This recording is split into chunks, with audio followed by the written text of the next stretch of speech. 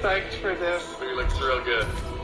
From the writer of Creed 2 and Space Jam: A New Legacy, which isn't a hit against them, it's just, I love this. Mixed bag. Yeah. I actually thought Space Jam 2, for what it was well put together.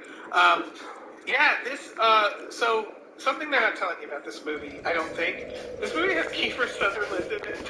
What? According to IMDb. What?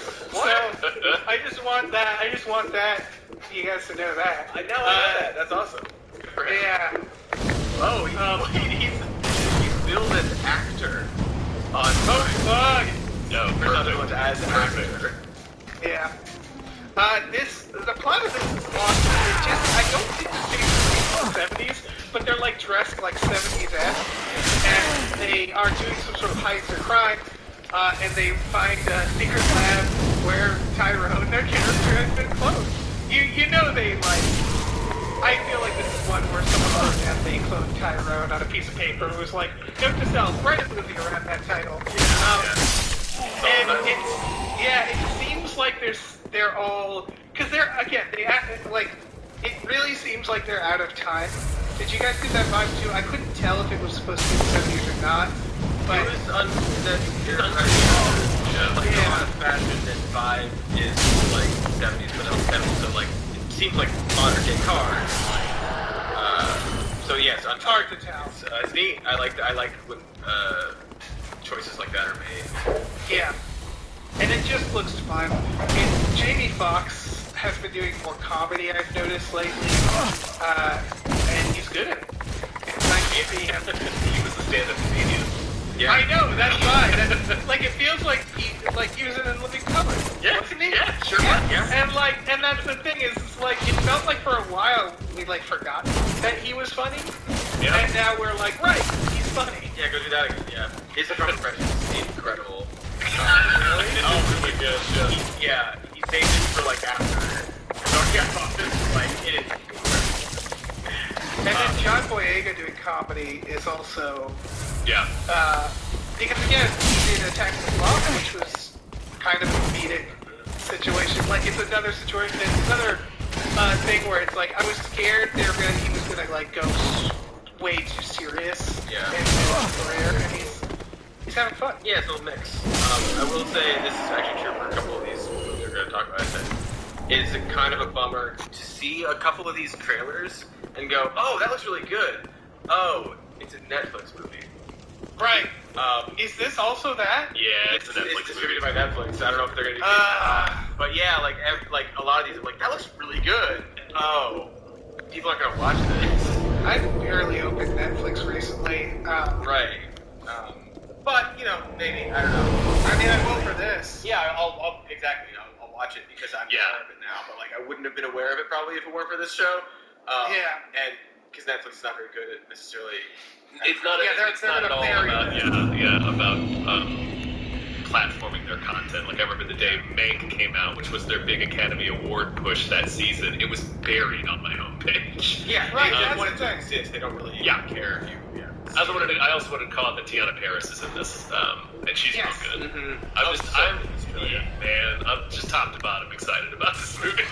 This is it looks so good. This is all-star. We've been stoked on this for, 15 months, whenever it was we got the trailer initially. Still looks good. Looks like it's so special. Yeah. It looks like Shows. Yeah, it looks really fun. It's good. I thought they do it just the cast and I was fine. It's really cool. Yeah, and then the actual plot was clear. Oh yes, my shit, absolutely. It gets the trailer. Just watch the trailer. It gets so crazy. Just completely unpredictable with where the story is going. But super into it. Well, let's keep it going then. Keep that hype train going for the new boy. Does he have fire powers? Did I see him have fire powers? I don't think so. I think he's just striking a flint in his hand at the end. Okay. Are you sure? Okay. I'm not sure. I think it's meant to be a visual reference to Prometheus. Yeah, I think so too. Because the theme of the movie. But no. He maybe has firepower. Right, like, Yeah, I was nothing- okay. It's like, wait a second. Nothing in the description says he has fire powers. It just says that Kate Blanchett takes in a 9-year-old Aboriginal orphan boy. It says in a remote monastery run by a renegade nun. So maybe she's gonna shoot some people. Who knows? Yeah, maybe she'll be like Trailer creature. They're saving it. Yeah. This looks like one of those movies that when you're a kid, your parents put on and you're bored to tears. And you're like, oh, why would adults watch this? And now as an adult, I'm like, ooh. It looks good, yeah. Yeah, there was some shots in the trailer. That's a beautiful shot. Yeah. This looks really good. Same. Now, look. Yeah, I mean, look, it looks gorgeous for sure, and Kate Blanchett obviously is great. Usually am a fan of the movies she picks to do. I don't know about this one. I don't know about just the basic premise. It feels like it's teetering on the edge of being a white savior story. But I don't know much about thinking the same thing. So, that's my. I'd have to believe. I'd love to believe that, because an artist that I like a whole lot, Kate Blanchett is in it, that there's going to be more to it than that, or it's not going to be one of those stories. But I don't know. That's kind of my assumption, is that I assume they understand at this point. Right, in the year of our Lord 2020. Right, exactly. I was watching, it was like, this feels a little, but then I was like, oh, surely they wouldn't do that. They can do it now, there's got something else going on. I just think, going back to the dullness of it, I just always think it's funny, the child who's in this movie is probably in this movie, and this might become an Oscar-winning movie. He's spending the whole movie going, I wish it was an X-Men. This sucks. This movie, he's gonna go to the premiere and be so bored at his own movie. Yeah, just stomping on popcorn. Yeah. But yeah, it does definitely. That would be the worst, wouldn't it? You're all excited to be in a movie and you see it, and it's the piano. Yeah, exactly. Man, I was at the piano. Yeah. I wanted to be in Jaws. Yeah, exactly. Again, there's only one way to find out. Kate Blanchett, it's funny you mention it. She does have good taste, doesn't she? I picks try some to weird pick stuff movies she's in that sometimes, I don't like, but for the most part, she picks movies, at least, yeah. Yeah, it's not one I would run to the theater to see, if it's even in there. But it does Yeah, it does look good. Yeah. It's very adult. Yeah, very adult drama. This gives me vibes of a year from now, we'll be and also for Best Picture, The New Boy. We'll be like, what? Exactly. Oh yeah, I guess that was a movie. That's, yeah. But, very good. Alright, let's keep going to Special Ops Lioness. What the fuck is this name? This is part of something bigger? It's gotta be, right? Because otherwise, why did they call it that? Yeah, why is it branded Special Ops? It's another, I'm sorry, this is a Paramount Plus show, not a Amazon show. Yeah. I was going to say it's another one of these. You pointed out in the notes that there's 10 CIA shows. Well, yeah, I thought this was what's that? Oh man, what's it? Citadel? Yeah. They're making a Citadel spin-off, it's like Citadel Knights or something. And it's very funny because I don't think Citadel is very good. Well, they're like, we're spinning this up. I think it's one of those where they let it before the scene. This is beginning to fail. Honestly. There's only 6 episodes of Citadel. That's all they made. Yeah. Okay, folks, without looking at the trailer, close your eyes. And picture what a spy trailer is, right? Muted colors, boardroom, that boardroom shot. Michael Kelly is there. He's always in these. He's in all of them. Morgan Freeman is there because there was a time where he was also always there. Everybody's dead serious. There's a shot of Washington, an aerial shot where it's dude going around. There's from straight down aerial shots. There's people shooting at each other near like a car. Yeah. There's an explosion. Screaming about helicopter. justifying a drone strike. Yeah, there's like someone being interrogated. There's so goddamn many of these fucking movies. Well, this is Ultimate Dad TV, dude. It is, This but is you know what? this is 24 for the 2023. Well, it's that Taylor Sheridan, right? Yes, So yes, it's, it like is. the Yellowstone or whatever. So it is like, like this is Spocky one, right? Not that it's like Spocky, but it's just like kind of the same.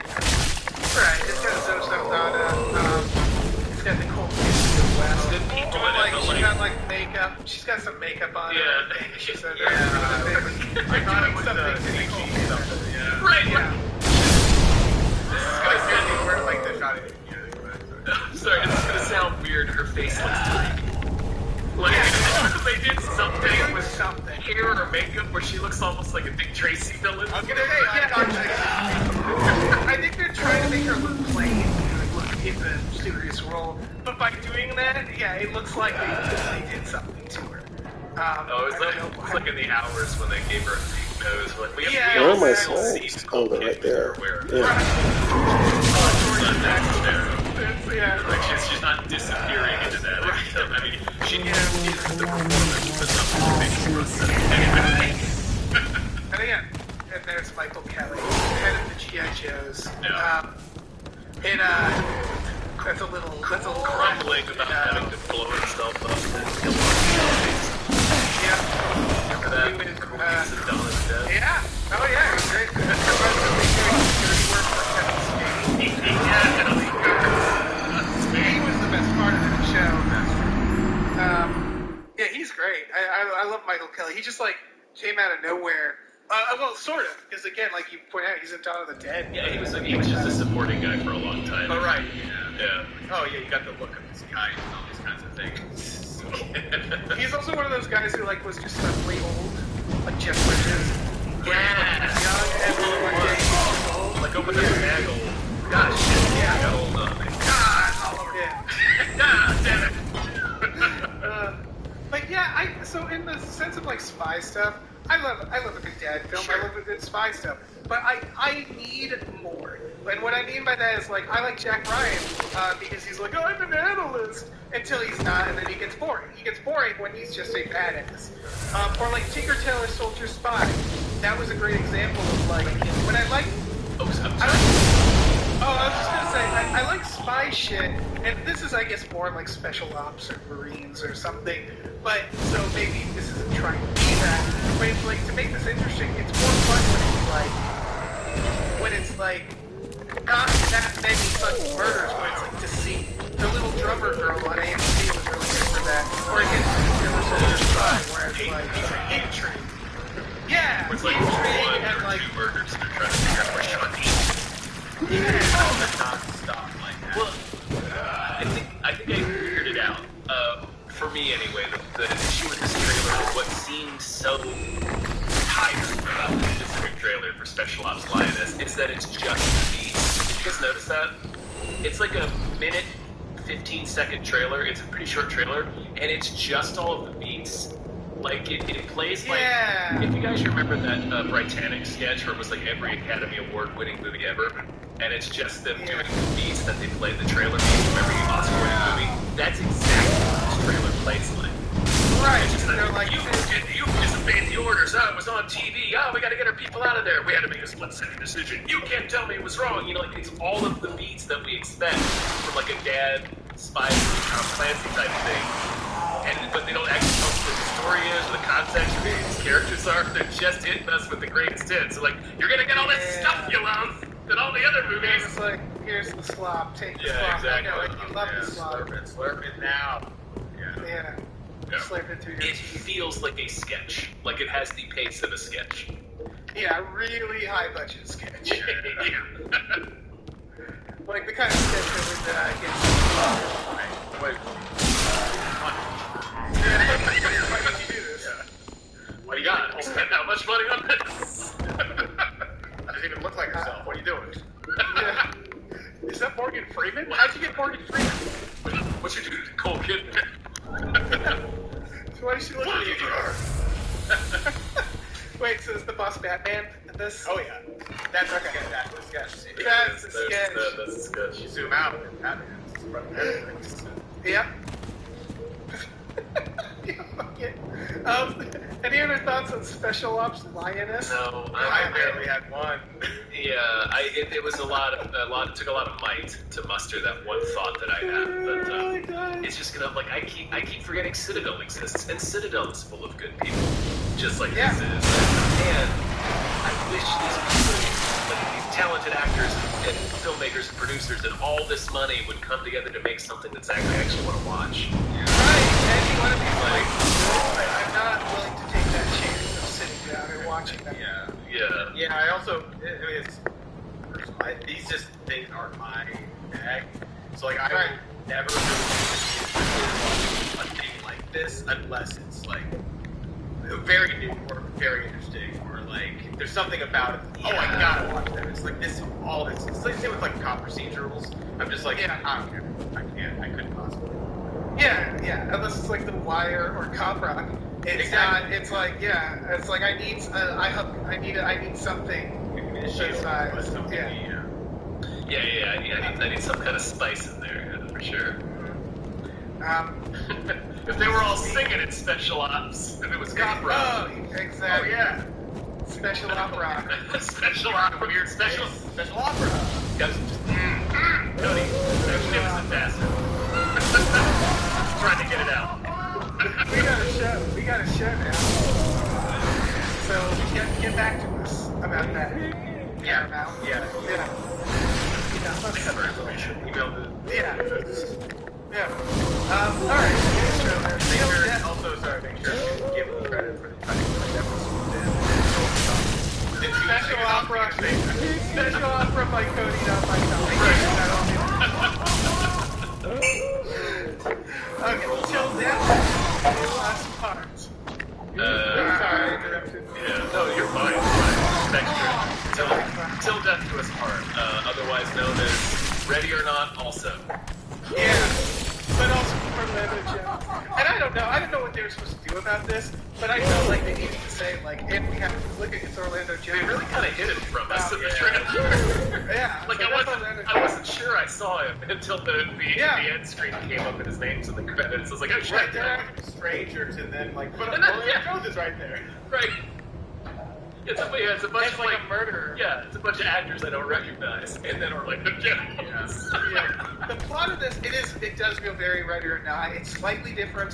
The plot, from what I can tell, is a bride is backing out of a wedding where I don't know, for whatever reason, she can't back out because she knows too much. She's marrying a gangster, basically. Yeah, I assumed a gangster or even a government person. Yeah. Right. Like that big. But it feels very, I don't know, because they're just I guess we gotta kill her. Or at least that's how the trailer makes it out to be. The groom doesn't seem to care, no one seems to care, and then she's also clearly a badass, so I also well, if they're both assassins or spies or something, why can't she just not do the wedding? I assume he's also I don't know, but it's her fighting off in a wedding dress with all these dudes in suits. I know I think what it is it's a martial arts action movie that they dressed up. Yeah. With a little bit of it seems like there's a lot of gruesome violence or that's what they're going for a little bit. Because they're not showing this Final Destination people. It says so I feel like it's this sort of mixing genres, just trying to what if that part of coach stabs him in the dick or whatever. Right. Stuff like that and an excuse to have all these kinds of things. Yeah, kill Scout and chainsaw at one point, so maybe it's more like You're Next, which is also pretty similar to Ready or Not, but I just said Ready or Not because she's literally in a wedding dress the entire trailer. It's definitely it's oh yeah, we did do this a few years ago. And I honestly, I can't tell by too much because it's not the director destination. No. It's maybe a producer. Right. So I don't know, man. There's also this thing about it where it's hard to trailers often because, you know, it might not show everything, but like you mentioned, like the husband didn't seem interested or care, and I feel like they're cutting out a lot of, or maybe this is not a movie, it's not a very good movie, but like there doesn't seem to be any tension between the bride and the groom. It just seems to be like, oh, the groomsmen go and try to kill them, and then she fights them. Like, I don't know what that dynamic is, so I'm just less interested in the movie because I don't know the actual like drama going on. Yes. Right. It's hard. hard It's to tell what the unclear. tone is. Yeah. Yeah. By the way, the groom is played by Alex Shaw, who's PT Cruise Control, otherwise known as Jason Patrick. Oh, there we go. Yeah. So we got a movie now, but but it is like they didn't do a good job at giving us a hook because they thought the hook was she's a bride. And it's like, Right, they thought the hook was the thing that we've all seen, so it's not because Right. yeah. someone was around in the lake and we're like, wait, I've seen that hook, I'm not gonna fight that. I saw Gary fight that.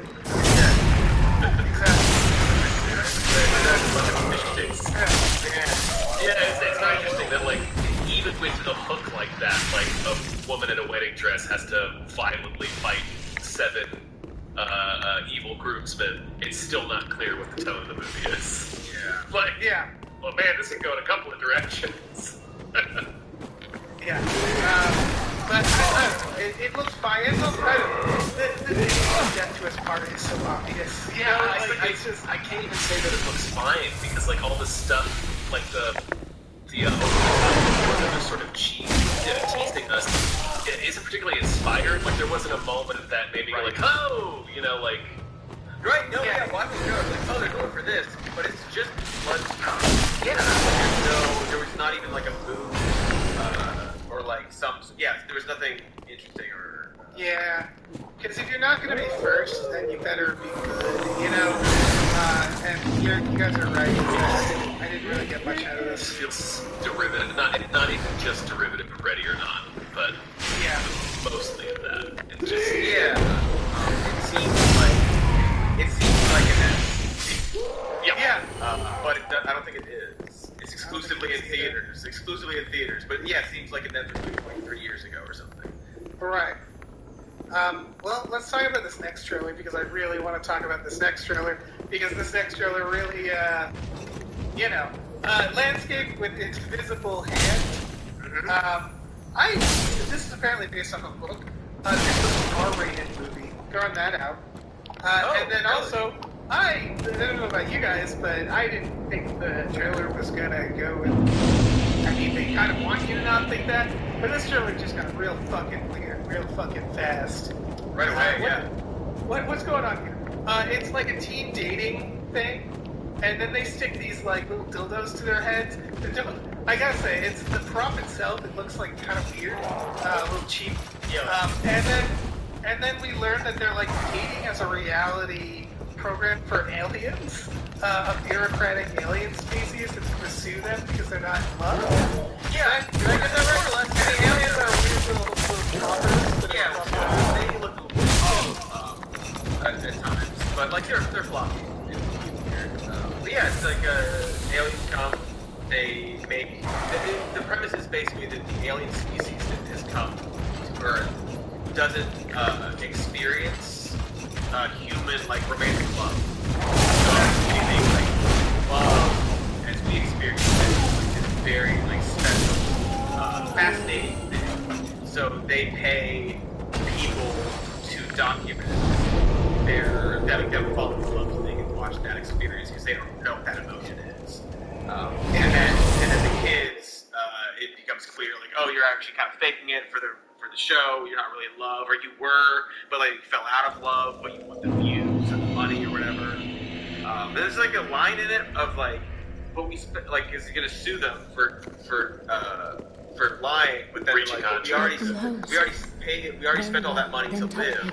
So it seems like this weird thing of like, not weird, but like they're also talking about just like how to survive and like sort of like hyper capitalist like entertainment obsessed society in a way or something. I don't know. I related to this just I don't know if this is what they're intending, but just from what we all knew, where it's just like you're monetizing every aspect of your private life. Yeah. Well, So what do you do when you're not in love with that person? I mean, Right, exactly, yeah. Yeah, the hook for me is the fact that this was co-written and directed by Corey Finley, who is the writer-director of a movie called Thoroughbreds. I don't know if people have seen Thoroughbreds. I still haven't, yeah. Fucking rocks. I saw that note in the doc, and I immediately watched that trailer. It looks so good. Thoroughbreds is about, two young girls. It's kind of that Heather's vibe. Where one of them is a actual sociopath, like a diagnosed sociopath. She does not feel emotions. I think that's the term. Apologies if it's not. But what's interesting is it doesn't go the way you think. Of course it doesn't, because it's a good movie. And it explores like morality and in this very interesting way. And so when you're bringing up these aliens don't feel love, that's very much a similar theme in Thoroughbreds. And so I think this movie, just based on who's co-writing it and directing it, is probably going to be really fucking interesting. Yeah. And again, rated R. This person also did Bad Education, which was like a HBO that fucking Hugh Jackman thing that I didn't see, but now I gotta see it. But they haven't really done anything else. So this is one of those trailers where when I first saw it, I was like, okay, that's really fucking weird, but sure, that could be, because it's weird, that might make it good, you know? I like weird, I like original, but then knowing that it's the person who did Thoroughbreds, I'm like, well, fuck, I'm gonna have to see that. Knowing that it's rated R, I'm like, we're on board now. I didn't realize that, because it doesn't seem like that. It seems kind of twee. And like more of like a charming, like, oh, it's like a little love story kind of with aliens. It's kind of, but I don't know how this could be rated R. Right. It seems like the trailer is probably showing like the first act or something, or like not really what happens. I don't know. And again, it's based off a book, so I'm sure there's people out there who know the answer to what this is, right? It's just I don't know. There's more to this. There's definitely more to this. I've not read the book, but like kind of like from the premise, which is a little Black Mirror-y, which honestly initially turned me off a little bit until the full trailer played out. But like the premise combined with like the title, Landscape with Invisible Hand, has me thinking about like the aliens just want to enjoy the show for what it appears to be. They're not interested in what it actually takes to make it, or what it actually takes to make a relationship, or what actually goes into being in love with somebody. Because I think, if I remember from my history classes in college, that means you can't see the brushstrokes. I think that's what that means. I could be wrong. So somebody please correct me, but I think that's what that means. But that makes sense. Yeah, it seems to make sense, at least with what I am inferring the theme of this movie to be. So that's interesting to me. That's something I think about a lot myself. Where we just sort of take snapshots of relationships as we go through life, rather than really thinking about what all has gone into that relationship to create it and to maintain it, et cetera, et cetera. So I started out not really being on board with this trailer because like you guys said, it felt a little twee, it felt a little Black Mirror, it felt a little obvious. But then like the more the trailer went on, I was like, oh, okay, this seems like obvious at first, but it's actually getting at something a little bit deeper and maybe a little bit more profound without really a specific answer or a satisfying like point of view to it. It's just sort of like an existential kind of question, Right. And it's one of those things where sometimes the weirdest films are hard to market. Yeah. Where like this feels like one where they're like, because I'm looking at reviews and people one review saying this is the most unpredictable film I've seen in a long time. Another one saying is a look back on humankind's dark heritage, and I'm like, what? What does that mean? One's talking about how it's about the economic fallout of an alien invasion, something we don't think about, like the idea of like how our commerce would work with them. So it feels like it's a very I think this is gonna be just a really fucking weird one. I think so. Even looking at the some book quotes or about the book, like it seems like it's mostly vignettes. The book is mostly vignettes, and like very short. Also describes as an alternately sorrowful and biting takedown of free market economic philosophy. Jesus Christ. I can see that. Which absolutely, yeah. So I wonder. I'm just curious how much of the trailer is actually like the bulk of the movie, or if it's like we're kind of just seeing like little snippets of the larger film. I don't know, man. It looks really good. Now that we've talked about it more, I can be more excited about it actually. Yeah, me too. I do like that Josh Hamilton is getting a second career as the befuddled dad of a teenage girl. Yeah. Like this movie in 8th grade. Right, I forgot. Yeah, he's the dad in 8th grade. Yeah, just fucking completely Doesn't lost. know what he's doing. Yeah. Yeah, you're so scared for him in 8th grade, Yeah. He's trying his best. Yeah. And here's that this is not Netflix, but rather you'll be able to see it in the movie theater in August. This Yeah. What luck. Speaking of things you'll be seeing in a movie theater, this next one's coming out, I think, in July, and it feels so soon. Cobweb. This is the American. There's actually a Japanese film called Cobweb coming out too. I think it's Japanese. I don't know. This is a horror movie.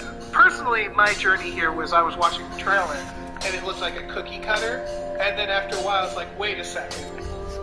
I feel like this person knows what they're doing, so I looked them up, and it's the fucking director of Marianne on Netflix. Have people seen Marianne?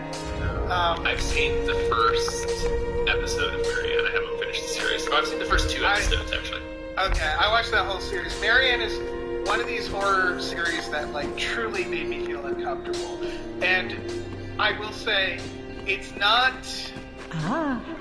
like heady. It's not all jump scares, but it's just that same like it's all the same old tricks. It's a haunted house, but it's a very good one. Mike Flanagan is another example of that, where it's like, we're doing jump scare. Oh, well, Mike Flanagan, I think, does some more like existentially terrifying concepts. He's more Stephen King-y, right? Where he'll do these ideas. But you know what I'm saying? Where it's like they're just a very fucking good visual horror director. Where you're like, I haven't seen that before, and that's terrifying. And so that's all to say, this is probably going to be very fucking well made. This is an excellent trailer. If substantiation be thy want, it is a very good trailer. But like you can sort of notice the little visual things. Like for example, that hallway shot with the woman, she's doing like Babadook hands, and it's like little things like that where you're like, ooh, you know how to make like a trope kind of just stand out a little more in a really creepy way. I smile kind of like tone, yeah. Have you can you guys guess what story it's based off of? Based off that trailer? Because it is based off a true story. Oh, is it based on like a fairy tale? It'll make sense when I tell you. I felt like it was based off of like Bluebeard. It is based off the Telltale Heart, according to Sure, Trivia. that makes sense. Yeah. Yeah, because the trailer is not hiding the fact that at least Homeland killed someone, right? Well, it seems like Lizzie Kaplan's in on it too, which is one of my favorite things this trailer does. It starts out with her tucking the kid into bed, and it presents itself for the first 30 or 40 seconds. It's very typical. Kids hearing spooky noises at home. Mom's not sure what's going on. Scary comforting her. Yeah, like mom's trying to go around and figure out what's happening, but like halfway through the trailer, it becomes clear that it really seems like mom knows what's going on, and then it gets worse where it's like, oh, mom and dad are hiding something. Yeah. And that's the repeat of No More Nightmares from both of them. It's like, oh god. Poor kid.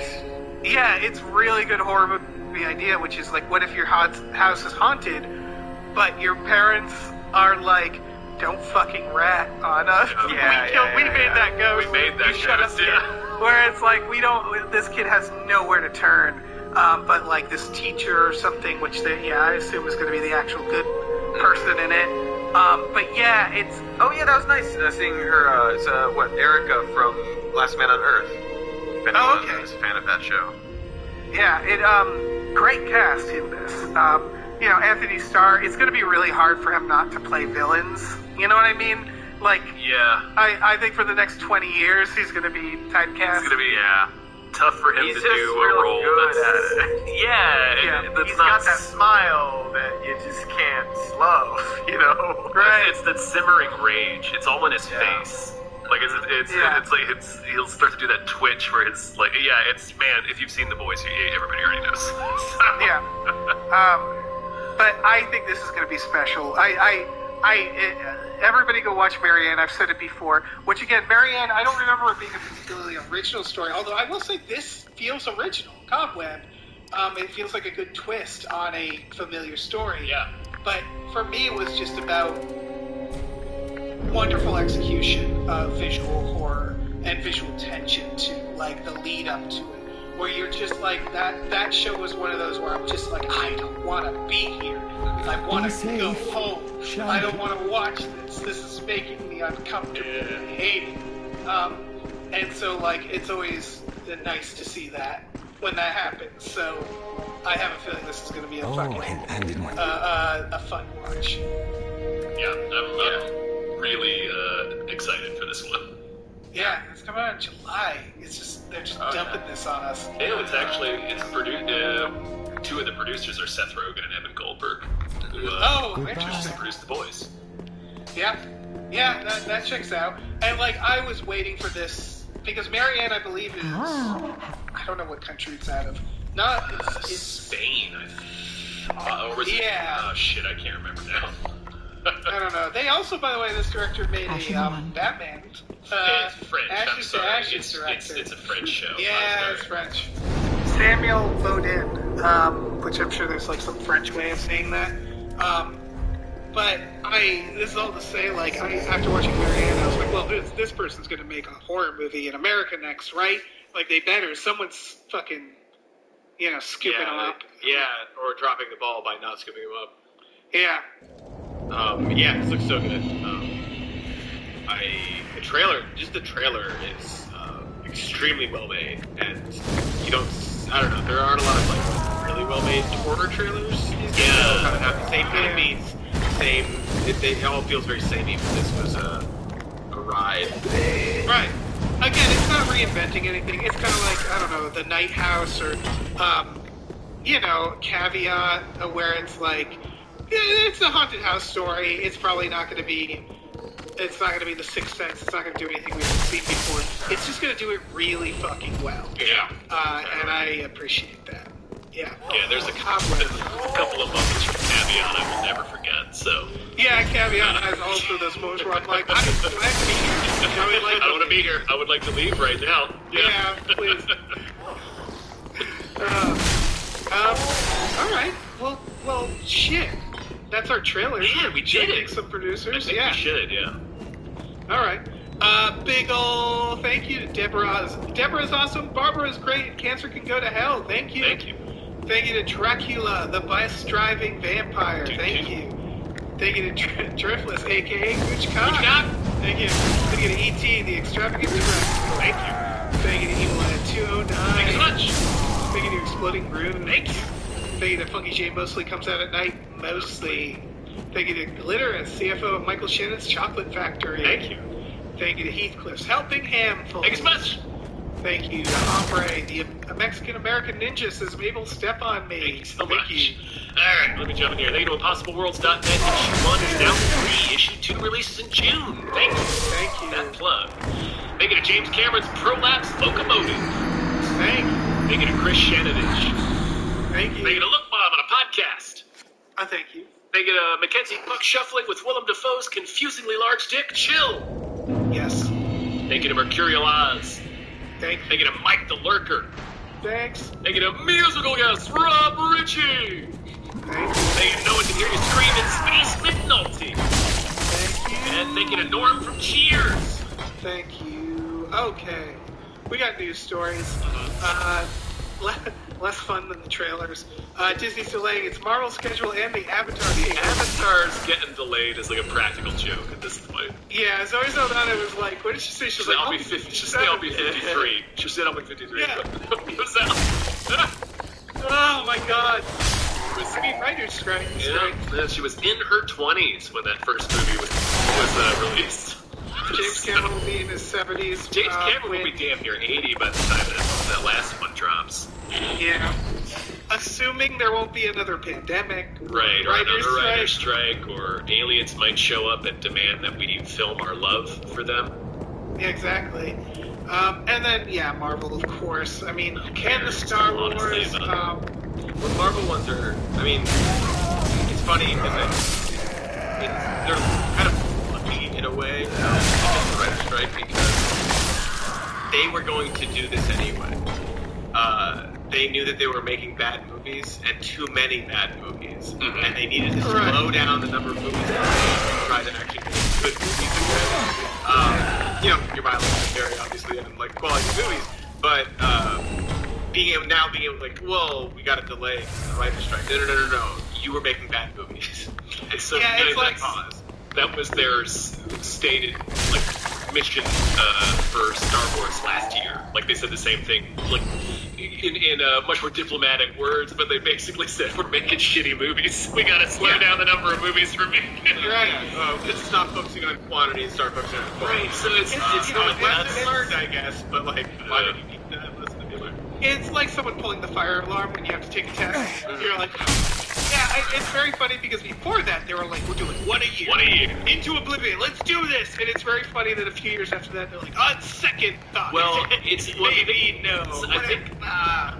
I think this is true. I'm pretty sure this is true. I might be a couple off, but I'm pretty sure that there have been more canceled Star Wars movies now than there have been actual Star Wars movies that have come out. There might be, because they keep canceling all these projects. So like them shifting the release date of these Star Wars movies is so meaningless. I'm like, I never believed any of these were going to come out anyway. Yeah. Right. So you're telling me that they won't not come out for 2 more years? It's like, Lucasfilm. They're a real dirtbag roommate who keeps promising to like do chores. Where you're like, sure, man, sure, sure, you'll put out, you got to Taika Waititi Star Wars. I bet, I can't wait for that. Yeah. Because also, that Taika one, he's just like he's saying, like he's still in the writing process. Probably because he keeps turning in scripts and they keep giving him tons of notes. And he's probably just hard. I don't know if that's for sure, but maybe he's just taking a while, but it really feels like this is there used to be a time where studios would just focus on what's directly ahead of them for the most part, and I think this is part of the problem, right? Is they're not technically doing anything wrong. Shit happens and stuff gets delayed, but because they called their shot 10 years in advance and planned Avatar 6, Correct. It's like I got an idea. Maybe just focus on 2, this is and then once 2 is done, focus on 3. To be clear, these release dates and press releases, these are for their shareholders. This is not for us. Yes, that's true. That's the issue with again, I don't want to blame everything on Marvel, but it's the Marvelization of so many aspects of the entertainment industry, and because they would do this fun thing when they made fewer movies, where they'd be here are the next 5 movies that we're going to make, and we're going to make a big thing out of it. We're going to go to Comic-Con, you're going to see the logos on screen, the timeline, and some of these movies are already in the can, so it's safe for us to say that this movie is coming. They did it it's an Apple release, product release. Right, they have it ready, and then eventually we're going to do Avengers. Now it's we're doing Avengers Secret Wars in 8 years. And everybody's gonna be in it, and it's by forcing yourself to always have something announced, you always have to have the big slate to show everybody. We want to see the logos, right? You gotta see the logos on the timeline. And I think because everything, with sequels and anything, it balloons. It's just gonna balloon no matter what. You have to have this constant growth. So then, then the next announcement has to have more movies. We only did 6 movies last time. We got to announce 8 movies this time. And now we're seeing just sort of the effect of we should probably move for a few movies. made before we announced them. Yeah. And, like, Marvel had a little more advantage because they had comic books where they're like, yeah, we know where the story can go. Right. Whereas, like, Avatar, what if James Cameron sits down and finishes writing 4 and goes, you know what, this is actually a good place to end? Like, why can't it end here? Yeah. No, we can't. We have at least 2 more planned. Like, it's just like, figure out the story where it's going. Don't call your shot that you're making fucking 6 of them. And like even with Marvel, it's similar where it's like even if they have source material, it just still feels like exhausting. And then one little fucking thing, and it all the ripple where it's like suddenly everything gets delayed. I don't know. Yeah. And Disney is now the lord of this with Star Wars as well, where they're trying to do that as also, like, good God, exhausting. Right, where like the Mandalorian's going to lead into the heir to the Empire, which has to do with the Tales of the Jedi, or whatever it is they're going to do. And I just, I love things that connect in serialized ways. Television is good for that. Movies, sometimes it works. But just make something good, and we'll go see it. The Guardians of the Galaxy 3 had nothing to do with any of the bullshit going on around it, and it was very good. They just made a good story. Just make a good story. It feels like, the offices, they must have, like, conspiracy boards linking everything together, where they're like, this is going to go to this will go to that. And, when you're thinking that way, it's really easy to forget to make a good movie. Ant-Man 3, good example, where it was like, it was just all setting up. It was just all like, we need to make this villain a thing and tell us his background and do all this shit. And they forgot to, like, make a movie and all of that. It's just exposition for later things. Yeah, well, we know we're going to do the Kang Dynasty, so we got to make sure that this guy is the guy. It's like, well, this is called Ant-Man. Make it about the guy, like... And he's going to be the guy for a long time. What could go wrong? What could possibly go wrong? Yeah. With choosing your entire, like, slate of stories you're going to tell based off of a single actor. Yeah. What a weird way to run anything. Yeah. Also, and this is, I have to mention, I don't know if I've mentioned beyond a tweet before that I probably deleted, but like, it's my favorite thing. I know we're not going to talk about The Flash, which is fine, beyond the fact that, jokingly, I'm sorry. Michael Shannon came out and was like, basically like, yeah, it wasn't that satisfying doing this. I don't know, these multiverse movies, they kind of just seem like banging a bunch of action figures together. And I love this quote because, yes, it does. And good for you, Michael Shannon, for saying that you didn't have, like, feel fulfilled doing this. But the shot that Marvel called for this big, like, saga that was going to culminate in something called Secret Wars. And for any comic fan out there, Secret Wars is very, there was a good version in, I think, 2015, 2016. But the original version in the 80s was literally a deal made with Marvel and Mattel. Because they wanted to sell action figures to kids and have as many action figures and characters in the same story as possible so they could sell plastic garbage to children. And they did focus testing on kids, and they found out, well, kids respond really well to the words secret and war. So they wrote Secret War with as many characters as they could, and now we're in this fucking world where there are all these adults, like, just like, I can't wait for the Secret War, the action figure movie, and it's just so, I just love it. It's so fun to me. Like, that's like the culmination of all these movies. Just knocking action figures together, and like not in a way where it's like, that's what they're doing. No, that's literally what it came from, and I love it. Oh yeah, it's all like these things were made. Yeah, it's the same with like Ninja Turtles, where it's like, it was made by 2 stone guys who are making like a Daredevil spoon, and then it's like it's spun off into an empire, and like, Jesus. Right. And you can make okay. Like, you can do yeah, good stuff. Absolutely. It's just funny, like the reference sometimes that gets put on things. That's just like, the creators never had reference for it. Yeah. Secret Wars was just a thing they threw together, and now this, It's so funny. Yeah. I love it. And like all these, like, all these like very professional like Hollywood actors, and like coming back and like, I'll be in the action figure movie. Sure. How many $1 million you giving me? I'll show up and do a scene for that. Right. 4 million, that's enough for the toy movie, I guess. Meanwhile, at Warner Brothers, a few things they're doing. They're trying to re-court Christopher Nolan. Smart move.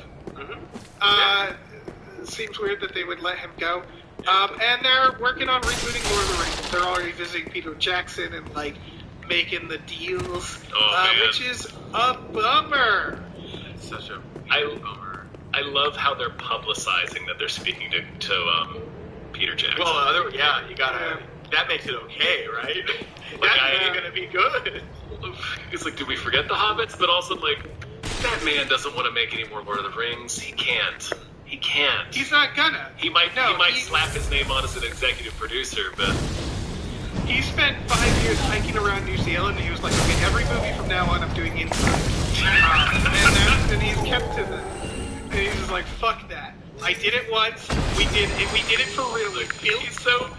He's so against filming new movies that he took old footage and made them into new movies. Like, they shall not grow old and Get Back. Yeah. He's like, fuck it. No, I'm gonna take these old understand. tapes and make them into a movie. I don't want to shoot anything. I completely understand it. They built like small cities and shit to make Lord of the Rings, and it's like, yeah, I get it. Like, he's like, I've seen enough horses get killed. Right. Like, I'm done. Broken enough actors' weeks. Yeah, I'm sitting in this chair, and you roll the computer over to me, and I'll make a movie on it, and that's that. And, like, that's fine. He made Lord of the Rings. So I imagine when they come to them, they're like, you want to, like, produce this? You want to slap your name on it? He'll be like, yeah, just give me the money. It's fine. You know, like, I don't give a fuck. I'll do the thing for you. Yeah, and, like, I don't know why they're doing this. I really don't. What are they... They're gonna make it bigger? What are they gonna do that was, like, it's... Well, they did it. They made the thing. They're making a fucking Harry Potter show. Right. Like, it's anything they can squeeze rebranding as Max. These are all the decision of the same asshole. Yeah, that's true. We have one stupid demon. That's really it. Can you imagine, like, being a screenwriter and they're like, we're giving you a bunch of money to make a new Lord of the Rings. And it's like, you can't say no, but you want to. You want to say no. Well, the thing that drives me crazy, and I know I've talked about this before, so I'll just go through it real quickly, is we're in the age now where nothing goes away. Like, Lord of the Rings and Harry Potter have not gone away. Like, they haven't gone anywhere. We won't let them. Remember Lord of the Rings? It's like, yes, there was a fucking $1 million TV show last year, assholes. Yeah. Like, what? Yeah. People rewatch them regularly. Like, yes. There's a whole, like, it's absurd. There's this feeling of, like, they want more. Yeah. Where they're like, they have these properties. They want a property that's going to be profitable forever. Everything has to be Mickey Mouse. Yeah. Where they're like, and it's like, I don't know what to tell you this stuff, but, like, invest, and then you get a new property. Like, you just, like, they're just sucking. Imagine if this happened in the 80s and, like, we were on 20 Back to the Future films, you know, where it's like, it's that terrible. Or imagine if they were making, like, a new Indiana Jones. That would be wild. Yeah, and he's, like, old and he can't, like, really do anything. And it's like, it clears CGI his face on the thing. Imagine if they did something that quickly. Yeah. Like, this thing getting churn out, like, Jurassic Park movies. Yeah. With, like, new cast. It, like, has no, like, sense of wonder that the first one did. And they're just, like, churning out these weird action movies that happen to have dinosaurs in them. Yeah. With the main character being played by a guy who got famous for being a parody of that kind of guy. It just became a stone-faced version of the thing. Yeah, it's unreal. It's embarrassing. The actor, it's just like, what if, like, Burt Macklin was, like, the villain in a movie and took himself seriously and it wasn't funny? Awesome, can't wait. God. Movies are bad, folks. Pardon. I am Some of these movies are bad. Yeah, well, some of them. Well, yeah, Lord of the Rings. I'm all set. I'm good. Yeah. Speaking of movies are bad, they're making a live-action Bambi. Yeah, Sarah Pauli's in talks for it. Sarah Pauli's great. I know. Listen. she'll take the money, she'll spend like a month on a CGI set doing like VR, motion control of like, they're gonna get fucking, they'll get an actor and have him walk around on all fours. Talking to a tennis ball. Talking to a tennis ball. And they'll all get high every night and have a party. And then she'll get, fucking $10 million hopefully. And then she can go make better things. That's what I'm hoping. Because... Well, maybe she wants to make that. The other thing is maybe she wants to make Bambi. We don't know. We don't know what goes through an artist's mind. Like there's maybe she's like, I'm gonna devastate these kids. Sure. I mean, yeah, like there's a. Well, I don't want to always assume the one for me, one for them on people. There's a big discussion around like Greta Gerwig about the same thing. It's like, oh, she has to do Barbie because then after that she can do another small movie. So how do you know she doesn't want to do Barbie? Barbie feels like a labor of love. Yeah. Barbie feels like, and maybe Bambi will be too. I just don't. Right. It's through the Disney machine. Historically, this has not been the case with Disney specifically. Even if Sarah Polley is like, I have a great idea, I can't wait to do it. Disney's going to be like, okay, step over here. We're going to beat the happiness out of you, and you're going to churn out this fucking CGI monstrosity for us. Thank you. Yeah, here's getting another Edgar Wright situation, or like when Tim Burton still made Dumbo, but he made it a movie about the main character shoveling elephant shit for a clear Disney analog. Yeah. Don't disappoint. That's exactly. Yeah, Tim Burton got away with some funny. So I don't know. I mean, on some day, I hope went that up they the tower. graphically blow the head off. Anyhow, I'm I no hope the hunters are coward just and as I've a insane. steady hand. That's like always. That's That always really thing makes bothered my me skin watching crawl. Bambi. It's just like how unhinged those. They burn the entire forest down, guys. Yeah. They're maniacs. In that There's movie. also, I feel like there's a world where this might be one of the few like decent ones because there's a lot to say, Right. and you're not beholden necessarily to like, because Well, I mean, it's too late Bambi, now. but like there's so many like all these other ones. Like, well, this is like 9 iconic songs in this thing that you're trying to recreate. I feel like there's like a little more openness to this. I don't know. For the record, yeah. Bambi, the original, is 1 hour 9 minutes. There's like, this is going to be 2.5 hours. Like, I wonder, like, obviously Jungle Book was still like a big blockbuster movie, but Jon Favreau with that one, I feel like it was kind of a similar situation where there is still reverence for the original Jungle Book, but he had a little bit more room to jazz, so there wasn't this like it didn't feel as bespoke as like Aladdin, Lion King, and Little Mermaid have to be, like you were saying, they have all the songs. And like Bambi is really just 2 vignettes. It's about a young deer and his mom gets killed, and like what does that mean? And then it's about like Bambi going through puberty and discovering the rules. Basically, and the movie is. Right. Yeah. Like so, you can do a lot there. You can do a lot. I want it is not extremely dark.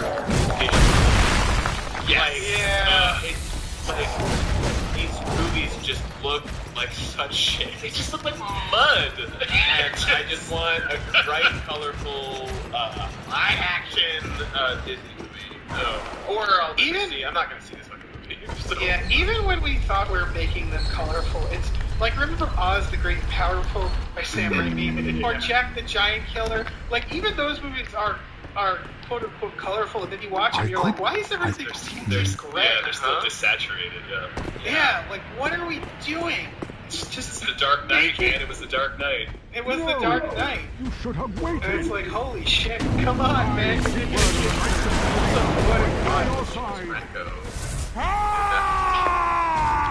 I forgot because he was hanging out with Raimi on the set of Spider-Man. I guess. You're a big star now, aren't you? Yeah. Flash forward 10 years later. I would watch that shit. It's not good. We can watch it on Friday. It's not good, like you said.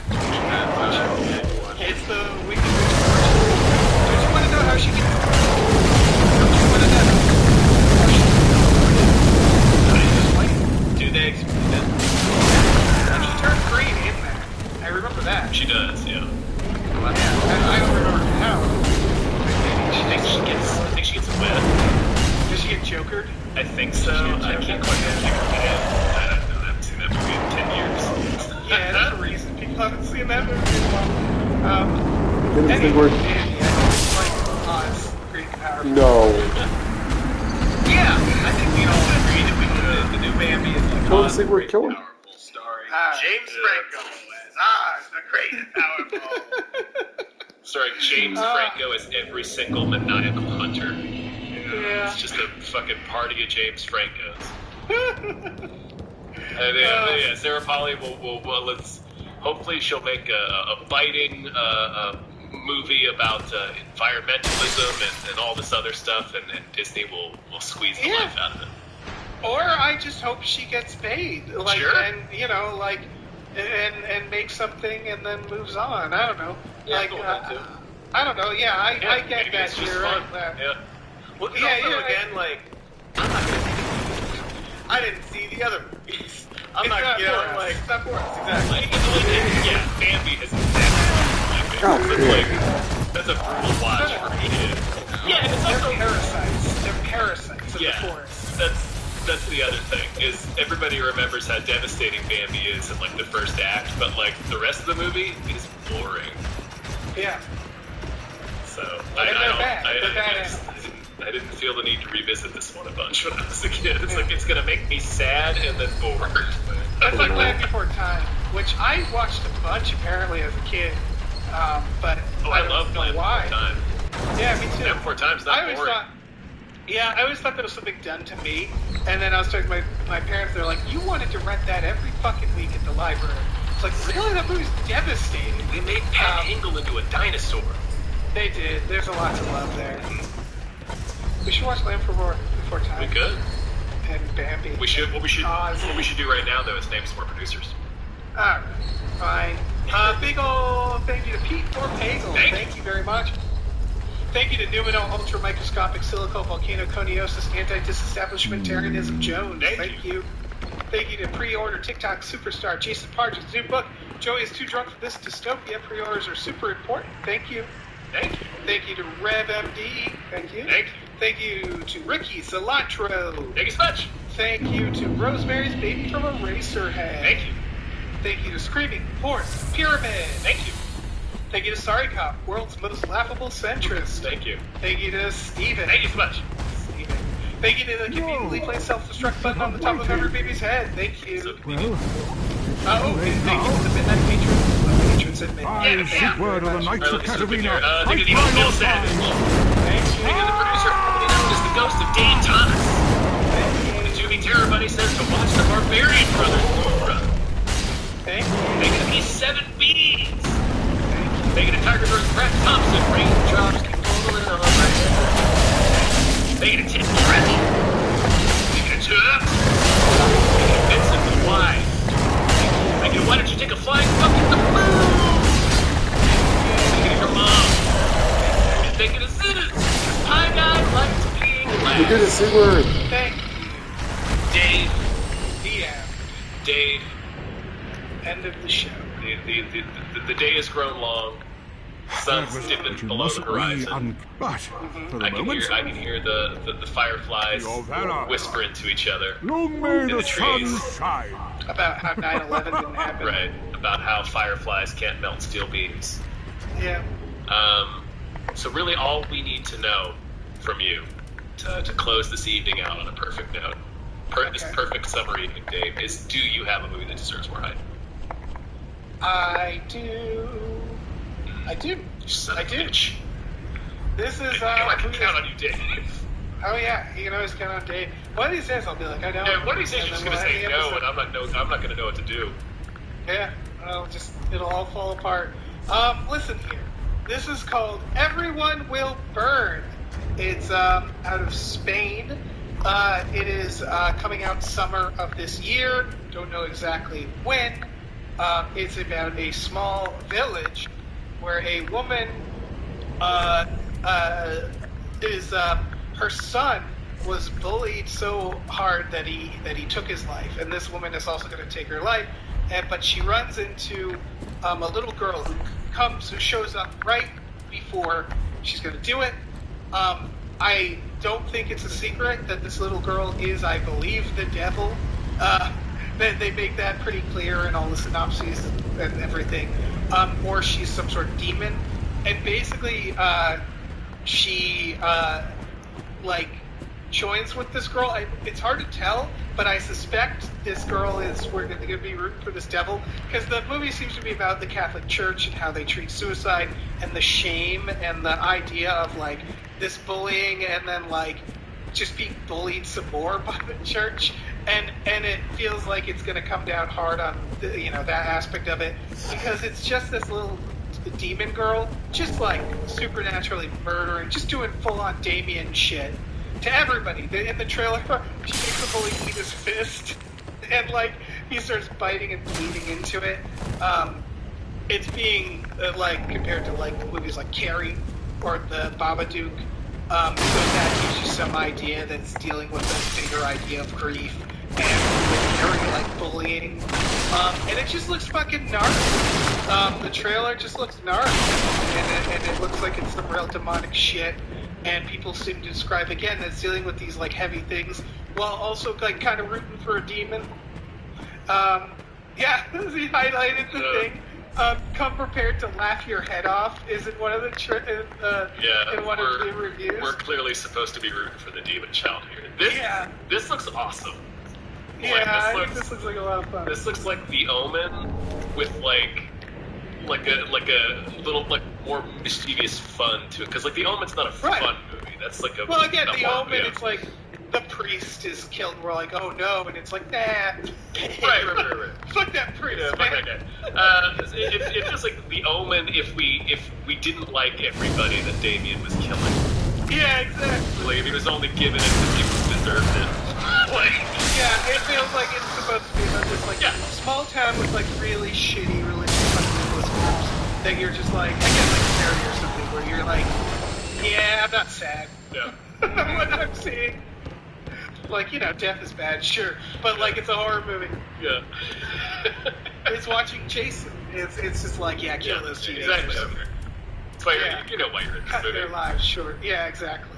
But it's shot in a very unique way, for sure. Like, it looks so intense. And that actually, as fun as we're making it sound, the trailer is not, like, fun in tone necessarily. Like I wonder how much of the laughter that some of these write-ups are preparing us for is going to be more conceptual, because, like, the trailer is dead serious. In point of fact, it ends. The shot that it ends on, kind of like the 3-beat shot that it ends on, is chilling. Yes, the person on fire. Yeah, like, Jesus Christ. It's a good reveal. Yeah. Like, it starts on the little girl, eating his fist. and the bully eating his fist is also not handled like a gag. So I wonder how much of it is just going to be, after a while, we sort of get into the rhythm of, oh, she's fucking up people who haven't come in.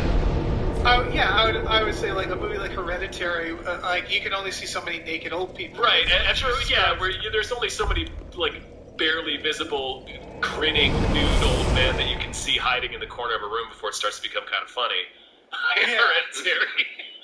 Funny in a way where you're like, yeah. That freak.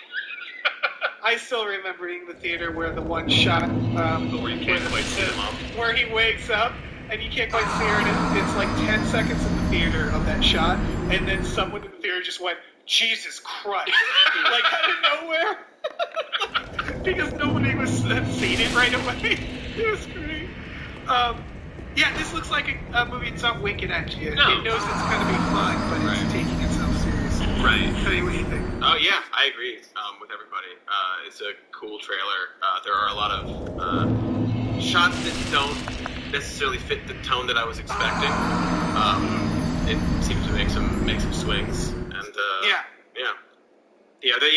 last shot in particular is very, like, I was like, wait, what's going on? Wait, what's going on? Yeah, it's like a build and then the final there's a reveal, like, right at the end of the trailer. It's really well done. Because the last shot of the girl looking at something burn, and she slowly starts smiling, and then it pulls out, and it's a person standing in the road just on fire. You're hearing somebody scream hysterically while you're looking at the little girl, so you might assume that it's somebody's being burned, but then it cuts to this woman who's standing behind the girl, and she's the one screaming, and she's looking straight ahead at something, and we're like, oh shit, what is this? Yeah, what the fuck is Then going you see on? the And someone, they're burning in a way where they shouldn't be standing. Where you're like, no, you're not going to be standing. They're standing in a road. It's a state trooper standing in the road in front of them, fully engulfed, but also just standing there like the front of a Pink Floyd album. Yeah, it's wild. Watch the trailer. Yeah, it's a lot of fun. And it's called Everyone Will Will Burn, which, again, implies that we're rooting for the little girl. Yeah. And, not the only person on fire that we'll see in that Yes. Yeah. So, it looks fun in the way that Hereditary is fun. And yeah, it just looks fucking gnarly. I don't know. I'm very curious about it, so everybody check it out. Yeah, man. Do it. Do it. And guys, I think that's a sewed. Yeah. We did it. Frothy. Nothing. There's on ORLE. Hello! Welcome to Listcast, our competitive list building show. With our host, Adam Todd Brown.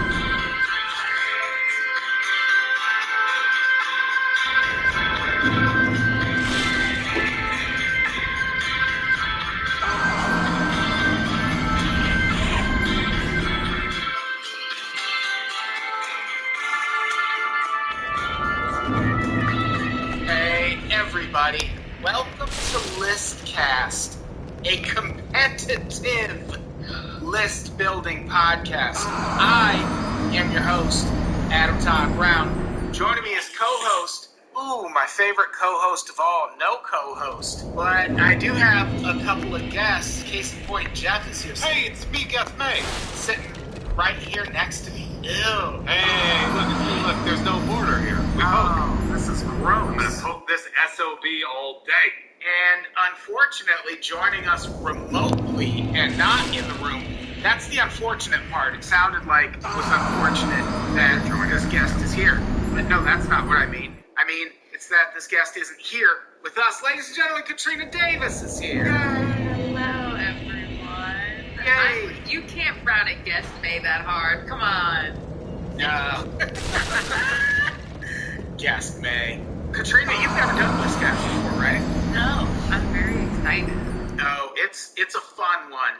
I will explain the rules in 1 second after I tell everyone that the topic this week is the best TV hosts of all time. Because the day this episode goes up will be the something anniversary of Bob Barker taking over as host of The Price is Right.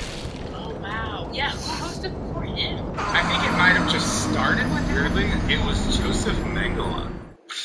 Yeah. It's crazy that they let him do that. Mario Lopez. He made it through like 6 episodes. They were like, these tapings are getting weird. Turns out he was getting dragged out of that studio, the CBS lot. They made it 5 episodes in before there was a set of twins in the audience, and he just left mid-taping. I'm very excited. I must go and deal with my curiosities. Yes! Spin the wheel however you want. Yes, spin whatever wheels you want. I have some things I have to go. I have to make a few phone calls. All more important probabilities are now at hand. Hey, do we get free long distance to Argentina? That was a part of my rider. So, we each brought 5 picks for the best TV host of all time. And I said in the email, if the person hosts something on TV, good enough. Like, we're not talking game show hosts, late night hosts, just people who host things on TV. We each brought 5 picks. We're going to go through those. I had to pare mine down. I had a list of like 13 people. We each brought 5 picks for best TV host of all time. We're going to go through those one at a time and explain why we think they belong on a list of the 5 best TV hosts of all time. But by the time we all go through our picks, that's going to be a list of 15, and that's way too long. So then we each take turns cutting 2 from the list. You don't have to cut your own. People usually don't. Sometimes they do. I've cut my own. Some people have cut 2 of their own. Yeah. Danger's notorious for that, right? Sometimes you hear about people and you're like, oh, I love this person now. and I will protect them over like your bottom person. I get that. There was one when we were doing it early. People were like strategically cutting people. They're like, "Well, your pick was going to win, so I cut him off." And I'm like, "That's not really the point, but that's fine." No self-deprecation cuts. But I am excited to learn about some of the people on these lists because I don't know what's going on. Really? Yeah. Once we do our cuts, that takes us to a list of 9, and at that point, someone in the audience gets to save one pick. You should give it to that person. If you are in the audience and you want to do the save, comment the word save in the chat right now. And whoever does that first gets to do our save. We'll check in a bit to see who did it. If you want to make it into the kingdom of heaven to be with Christ, type saved. Right. Comments. Right. That's a thing we're offering now on the network. It's very weird. I had such a flashback hearing Kingdom of Heaven. Oh my god. You got one. Yeah. Tyler. Tyler Allen is doing our save. Oliver. Oh shit. Yeah, spin whatever wheels you want. Eggs out of that. Who's the before him? This mine it started with weirdly. It was The best TV hosts of all time, because the day this episode goes up will be the something anniversary of Bob Barker taking over as host of The Price is Right. Oh wow. Yeah, who hosted before him? I think it might have just started with him. weirdly. It was Joseph Mengele. Yeah. It's crazy that they let him do that. Mario Lopez. You made it through like 6 episodes. They were like, these tapings are getting weird. Turns out he was getting dragged out of that studio, the CBS lot. They made it 5 episodes in before there was a set of twins in the audience, and you just left mid-taping. Very excited.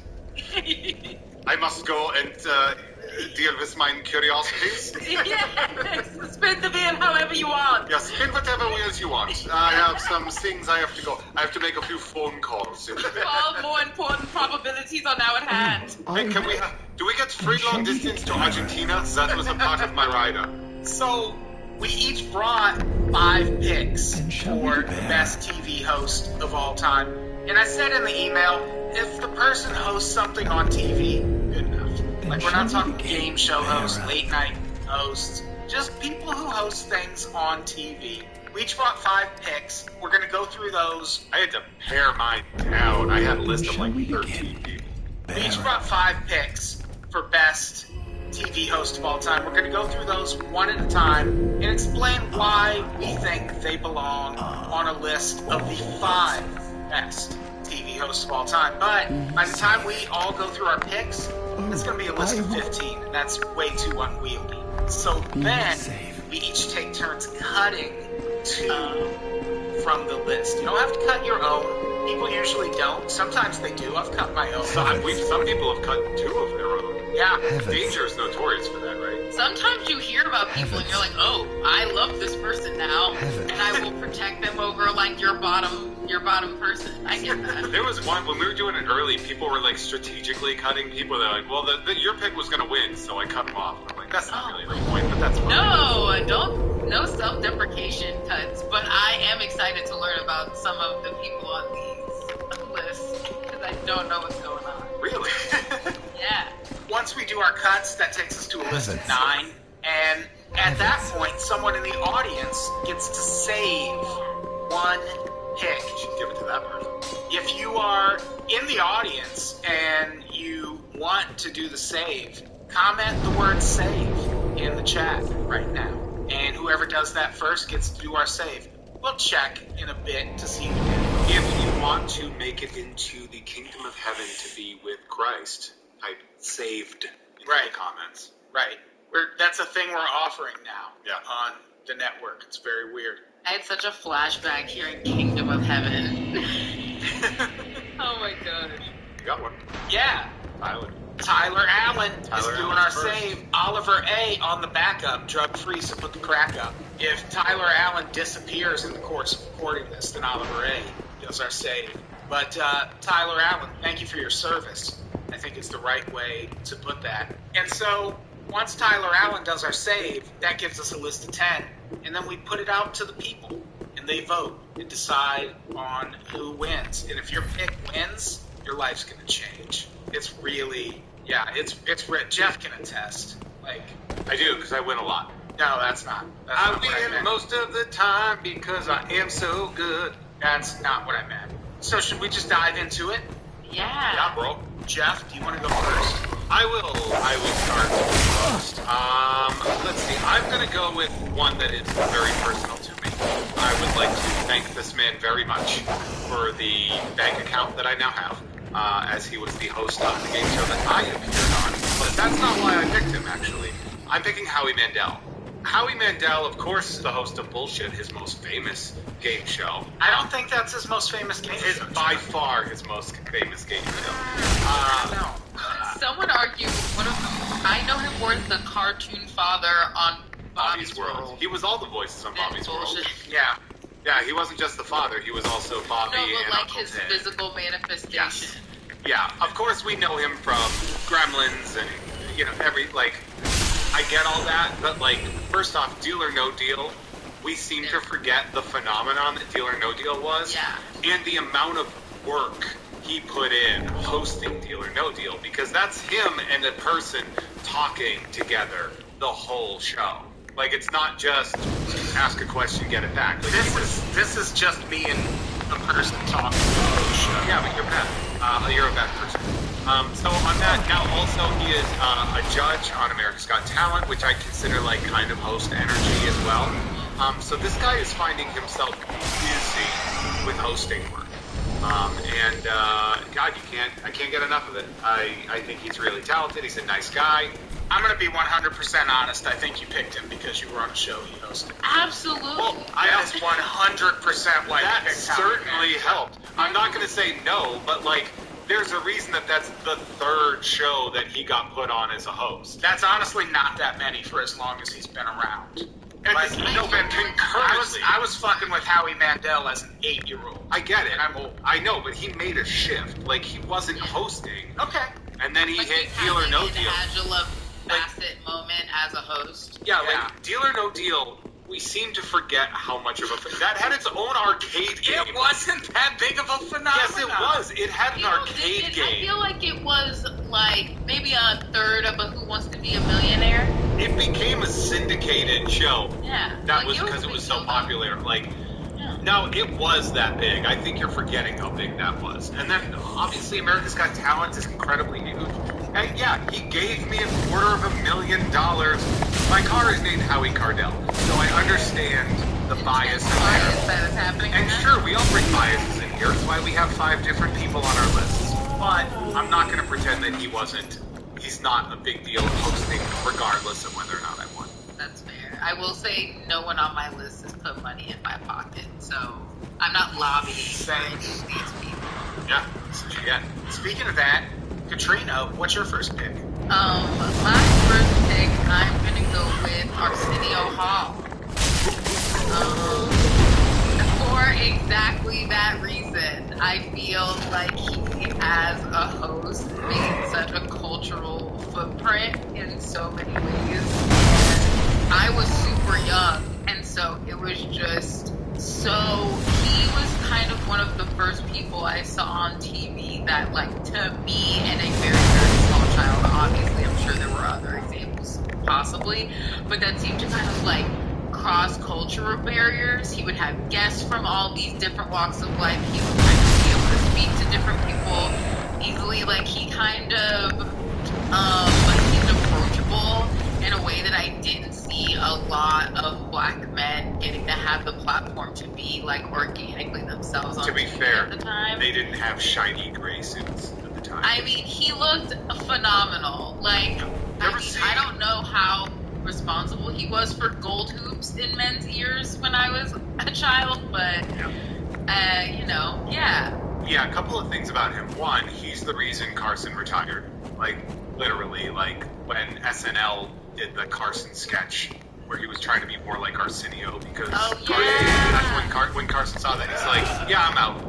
I'm not a part of this anymore. He helped get Bill Clinton elected. That was big, his appearance. And have you ever seen his interview with Sinead O'Connor? No. It's fantastic. It's a fantastic interview, but also they're throwing fuck eyes at each other the whole time. I like that. And they like address it about how like she I think she basically is like I'm into you, and he's like, all right. What the age? Oh my That's gosh. great. And I feel like Sinead is probably a very strict judging character. Yeah.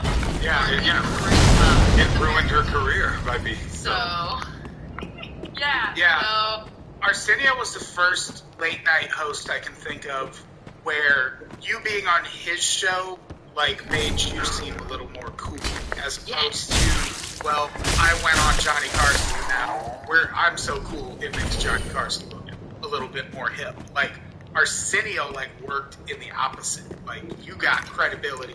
a talk being show on that his somehow show. was like ahead of the curve in some way or something. Yeah. Side note, yeah. when I teach people how to do speed bag, Arsenio is the reference I point because you use a focal point and you do this. So that's literally how you do speed wow, bag. using a black man Yeah. as the Only- focal point for your punch. Yeah. Wow. Yeah, I say try to imagine yourself hitting Arsenio.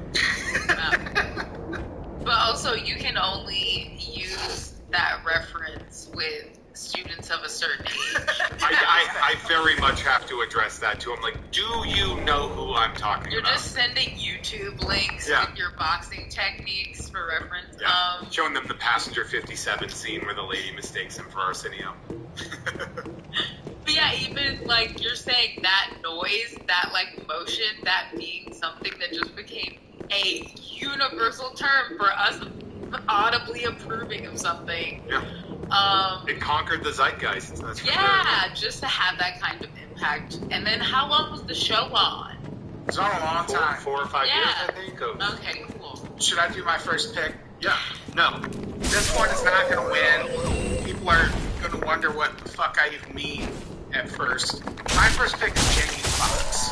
I did want to do Is this like Beach Shazam? It is Beat Shazam. I knew it. And here's the thing. Jamie Foxx hosts a show called Beat Shazam on Fox. It's like a a new name that It is a lot like Name That Tune. You have to name the song faster than the Shazam app.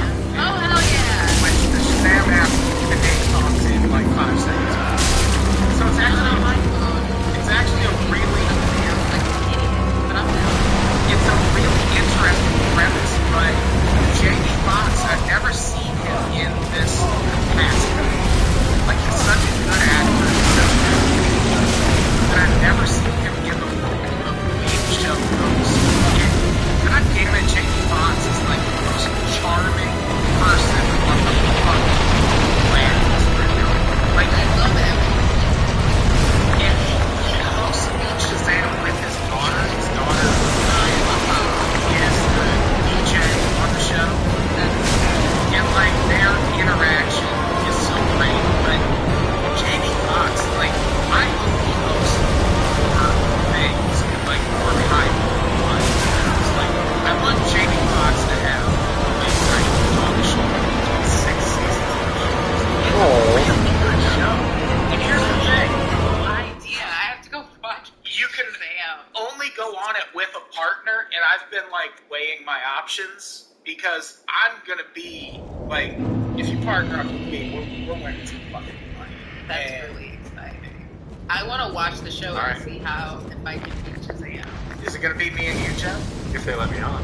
No, don't Oh. Jeff, because they're gonna know that he won something recently and not think of it again. Yeah. What if they don't ask enough? What if there aren't enough like British rap songs for Jeff? You like UK hip hop, Jeff? That is what I imagine you boxing to. I box to electronic music. The streets. Oh, okay. I actually box more to like Chemical Brothers, Crystal Method, Daft Punk, Basement Jaxx, stuff like that. Yeah, that's what I imagine every person who boxes. That look is happy for punching. Well, no, you need Not dance. looking at that. You need dance music. It's not about like what the music is telling you to do. I listen to punch music when I'm punching.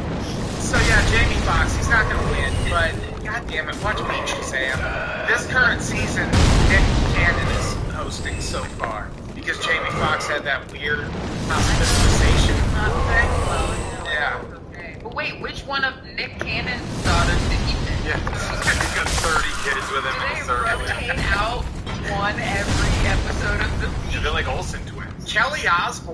which I can't believe Nick Cannon fucked Sharon Osbourne, but I guess that's where we are. Look at you, you're so cute. Yeah, Wait. Kelly Osbourne is the DJ on the Nick Cannon version of Beat Shazam.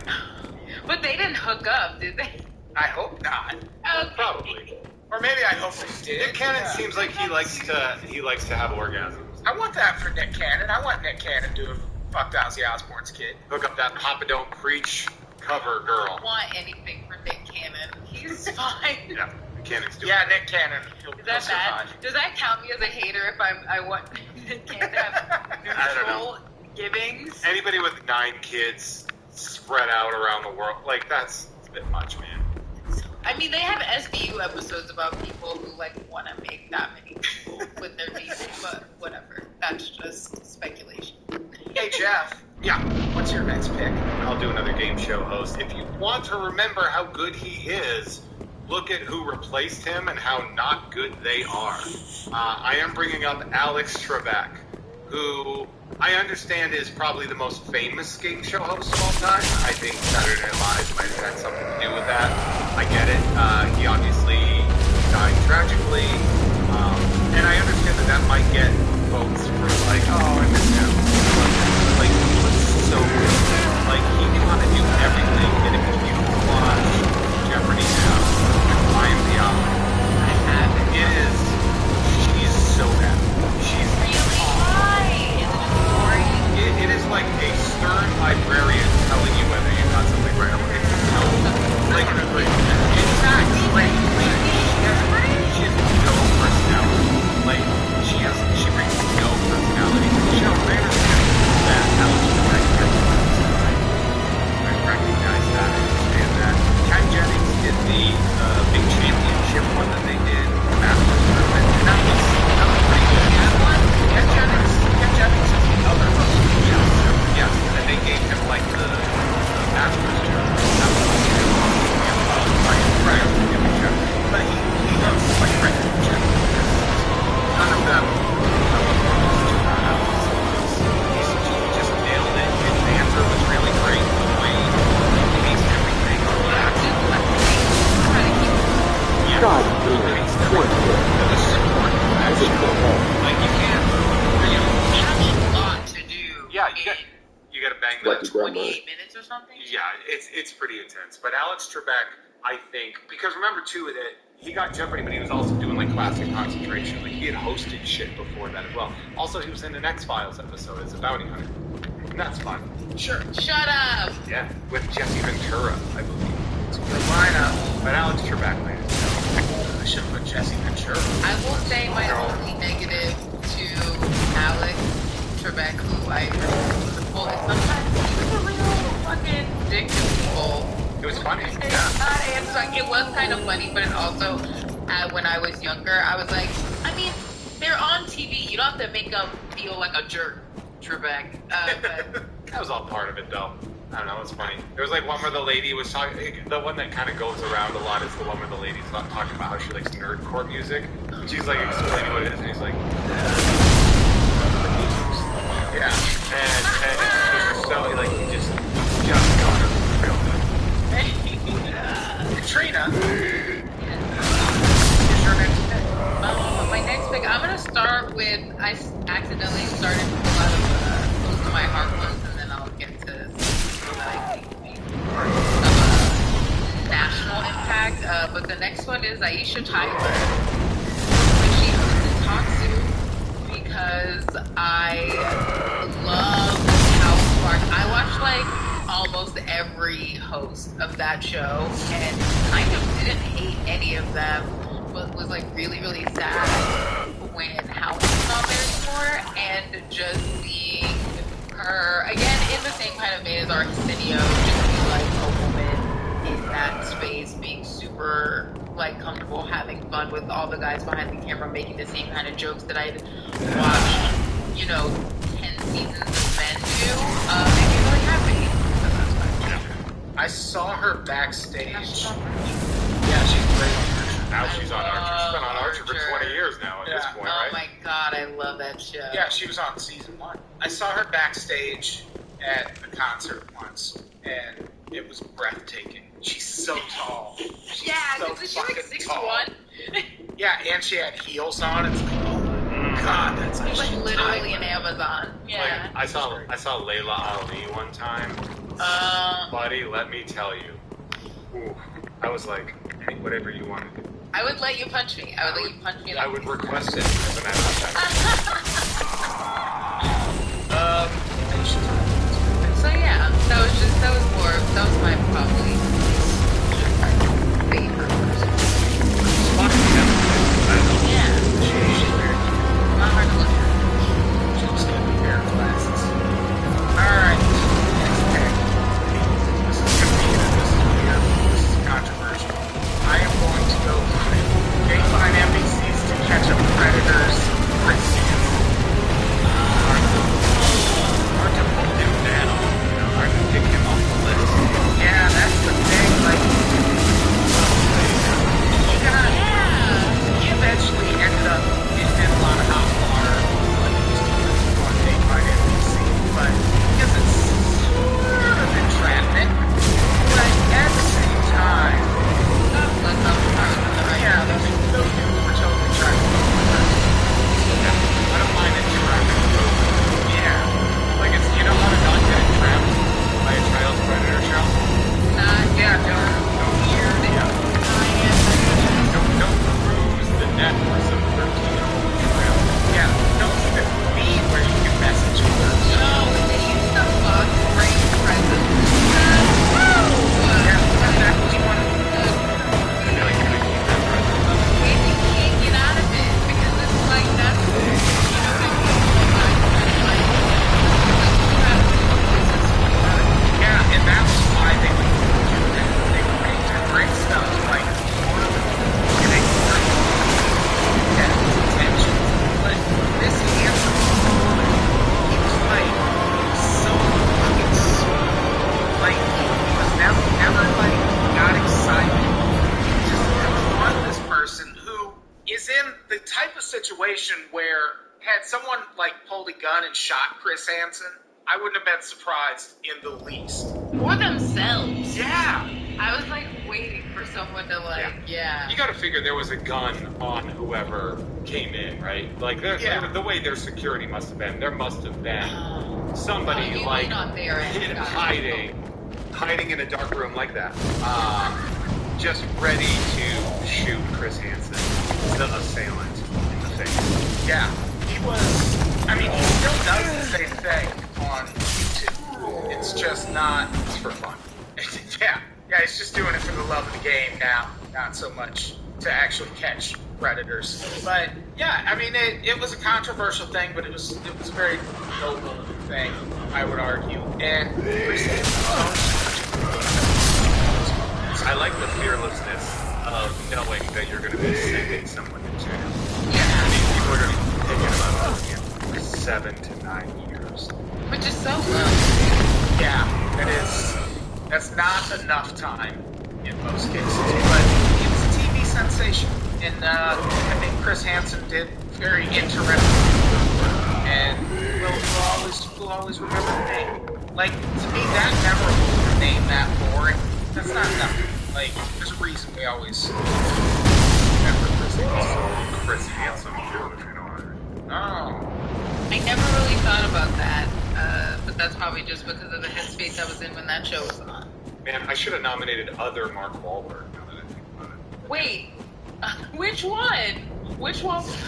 There's a different Mark Wahlberg that was like a professional host. He hosted a million things. Oh my goodness, I don't think I ever knew that. I think I'm up there. Mark Summers is probably my favorite Mark host.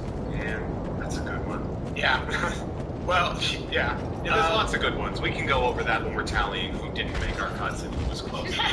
But I guess I'm up next. I'll pick my dark horse that I don't think is going to win, but I had to bring him up. And Katrina, I don't even know if you know who this is. I'm bringing to the table here Bobby the Brain Heenan. Bobby the Brain Heenan is considered the greatest wrestling commentator of all time. So whenever you watch wrestling, you have the two guys doing commentary, hosting the show, basically. Yeah. And that they move forward, so it's just people moving. And then he was the funniest. He was so quick-witted, like so smart. He was like a genius in not only the things that he would say, but how he would move things. He actually did host a talk show on Saturday night's main event. So wrestling would have like these interstitials of him literally hosting a talk show. It was kind of scary. He created, along with Gorilla Monsoon, they were this tandem pair that were like during like the golden age of professional televised wrestling. Bobby the Brain Heenan was like sort of untouchable. He was also a manager, very popular manager, people like Andre the Giant and stuff like that, Ric Flair. Just an absolute brilliant genius that was so funny and he increased wrestling's enjoyability factor tenfold just by being there talking about it. And so I'm really giving it to him because of just his effect on the product that he's hosting, co-hosting. Do you know how much you have to love wrestling to seriously say the name Gorilla Monsoon? Just like without breaking. He fought Muhammad Ali. Gorilla Monsoon. He like wrestled. He wrestled him. Yeah. He like did a wrestling fight. I'm surprised that Muhammad Ali allowed himself to wrestle Gorilla. Muhammad Ali was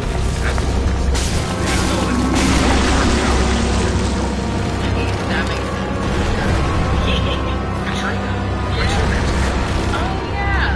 My hashtag is an after-school special of mine. It's Jenny McCarthy. That's where you're going. Singled out. Yeah. You think singled out Jenny McCarthy is the best version of Jenny McCarthy? I mean, it's Jenny McCarthy. Were you gonna pick? She on Yeah, no, that's not. Yeah, how is that better? I feel like she's settled down a little bit. No, I would rather her I like her. inappropriately and not vaccinated.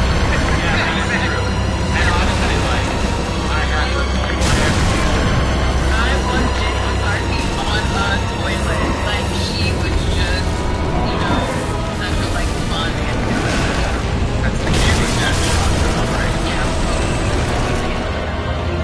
Yeah, I love such a creature and stuff, but yeah, they were just super fun.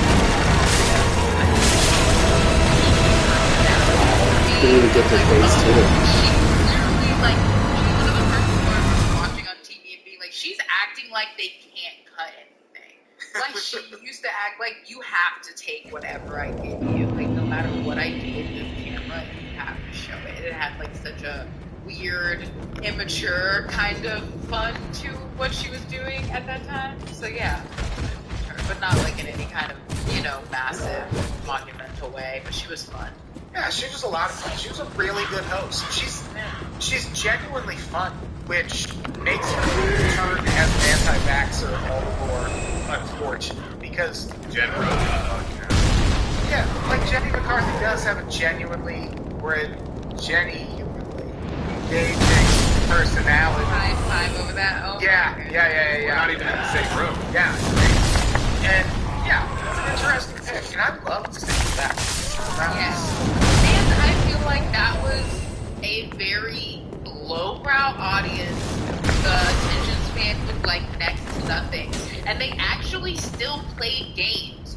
So she would have to be like, hey losers, look at my tits, but also here are the rules. And get all of that in 15 seconds. And then some girls would be like, what? And it was kind of just, While Chris Hardwick was just dreaming about it.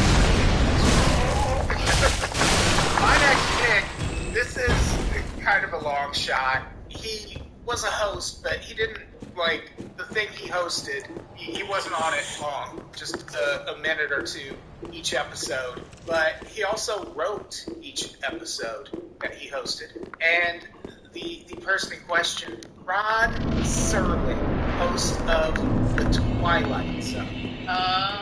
The guy who would come out and do the little cold open. That one seems like a... He's creepy. The opening monologue from the first episode of The Twilight Zone is one of my favorite TV moments ever.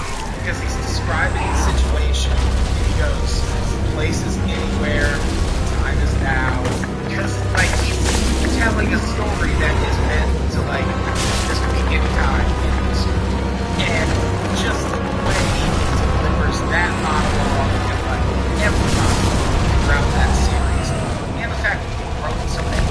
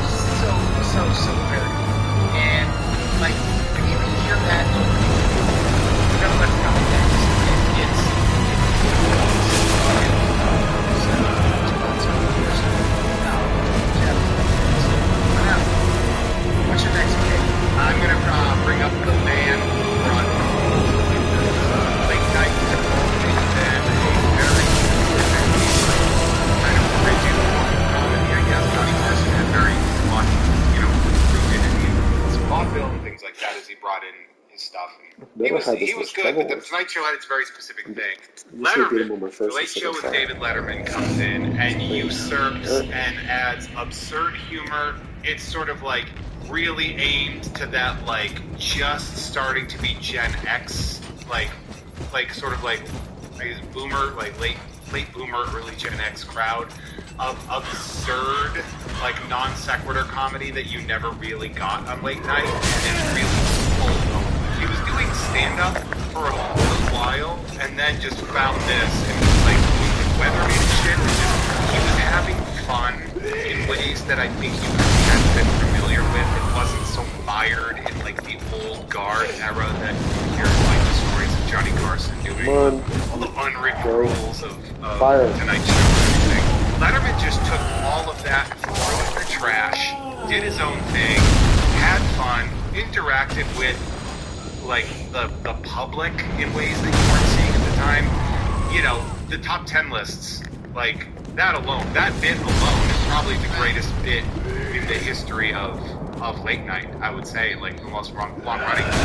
So much so that, you know, when he retired, Netflix offered him couple of $100 million to do his next show, and because they're just like, we gotta have this guy doing something, and he's made to host, like he's a host Terminator, like he was put together. And if you look at like what Leno was doing on the Tonight Show when they were having that war, and what Letterman did and what Leno did, like Leno was so boring and like toothless, and Letterman just, when you look at like highlights of late night, a lot of it is Letterman, and I'm all about Letterman. I think he was so dominant and so great. That's a good pick. I've never been a late night TV guy. Like I never watched any. I watched Conan. Like the way I feel was really transparent. He wasn't crazy about a host, and that kind of made me like him so again. And that made me like him more. Like the Crispin right. Glover, Madonna. Like vegan. Yeah, even though like not the nicest person or whatever, I still probably in the way that like the way Trebek annoys me because I feel like those are everything. And I feel like down on I never remember being this I bad. kind of am entertained by it a little bit more when Letterman does it because it's like, you know, we'd be at the same parties. Every day. Yeah. These are all, What? they all I have like mean- mega degrees and are like crazy. I mean, every day in terms of not celebrities. They're not. I will say this. Non-celebrities, let's say that. I will say this. He would always confront people in a funny way too, where it was like whenever that would happen, and he would make the jokes about why it was going so poorly. And I want to shout him out too because he had Donald Trump on the show, and we called him out because when he was doing all the like, we need to get stuff made in America, we need to do this, and he pulled out Trump ties. And he was like, what's it say back here? And he like called him out. And it's like made in China. And he's like, I don't understand why you're saying this if you're not doing this. And that to me, that's a real ballsy move on David Letterman's part because Trump didn't, you know, that was probably before he was a candidate, but still. And it speaks to kind of why the mainstream media in the United States sucks the way they do. Because a lot of late night hosts would not ask Trump that question out of fear that he would not come back on the show again. And that's what you get with a lot of reporting as it pertains to the military, where they won't really ask In our connection. yeah, they ask questions we want them to ask. That's what I'm learning. And they're afraid to lose that connection to that source. And that's not how it should be. But I will say, Letterman is one of the people that out there. Yeah. So, Yeah. You'd be like, fuck you.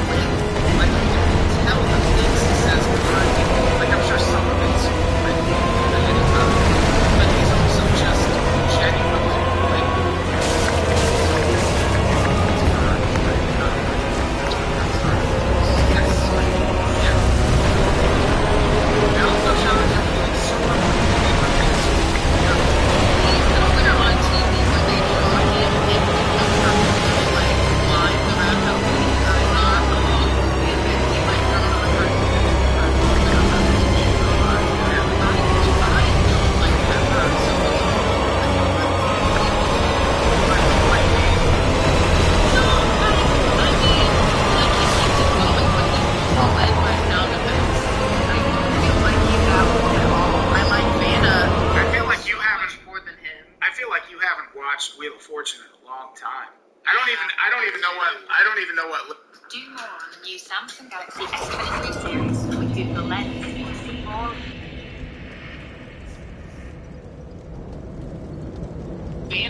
I feel like you haven't more than him. I feel like you haven't watched Wheel of Fortune in a long time. I don't even know what led by sound effects even.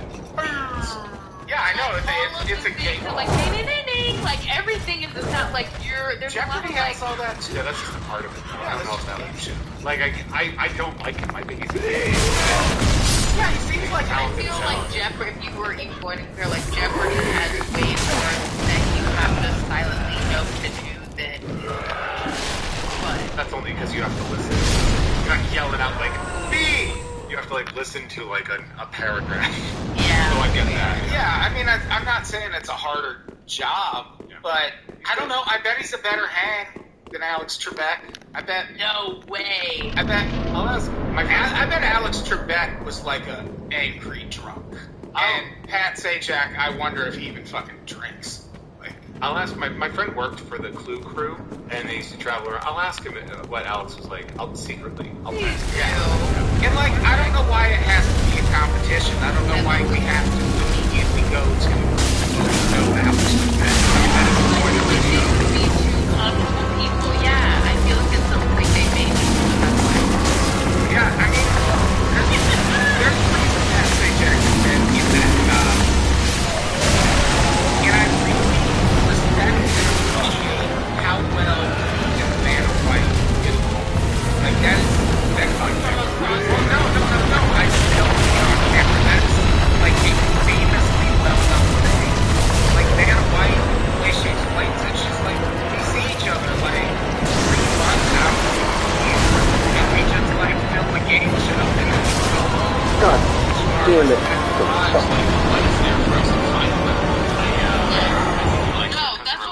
But also, I would say the same thing about why they get along so well. She's across the room. Like, how bad could it be? She does what he tells her to do. Say, why don't you go flip over that lit up letter over there? Yeah, but walk also a bunch of people worked with Ellen who probably weren't within 1,000 feet of her at any time, and were still fucking miserable. So, I don't know. Yeah. Pat Sajak, he's really good at his job. There's a reason he hasn't been replaced. I feel like his daughter is going to replace Van White at some point. Patricia Sajak. Is she really Patricia? My favorite part of this, my favorite part of this clip was when you were like, I don't know why it has to be a group. And I was like, we're doing this cast. Yeah, we're competing our hosts against each other. Well, I know Alex Trebek is always going to get, like, he's going to get that sentimental look because he's going to get that cancer bump. Jeopardy if he died. No, but even before that, I still like he's like. Yeah. I mean, I think it was smart that he didn't have a Twitter. Go watch the more recent clips, but like, I do not love Pat Sajak. He's very charming on the show. I'm not gonna lie. There are several very charming people that didn't make my cut that I think are monsters. But What did Pat Sajak do? he's, I think he was like kind of like touching into the MAGA world. There was a big, I don't remember off the top of my head, but he's very right wing. I love that you're like, I don't know what he did, but exactly he's a monster. Well, I'm sorry I don't have the fucking transcripts with me, so you're gonna go to bat for him. I'm not going to bat for him. I'm just saying I don't know. I feel like if his transgressions were I'm not gonna go severe, with his he took political or cultural beliefs, but I will go off vibe, and he doesn't. Oh yeah, there's like a big picture of him with Marjorie Taylor Greene, thumbs up and a huge smile, and I get him taken a lot of pictures. He doesn't believe in climate change. He's actually sort of a conservative politician. I mean, he seems to really enjoy Only in terms of what you're saying about he's still a good fucking he is. I didn't say, why are you treating it like I was saying no, he's not good? I've been agreeing with you the whole time. He can be great at what he does. Super charming host, and it's probably kind of society is. That's a big Black Lives Matter. Yeah.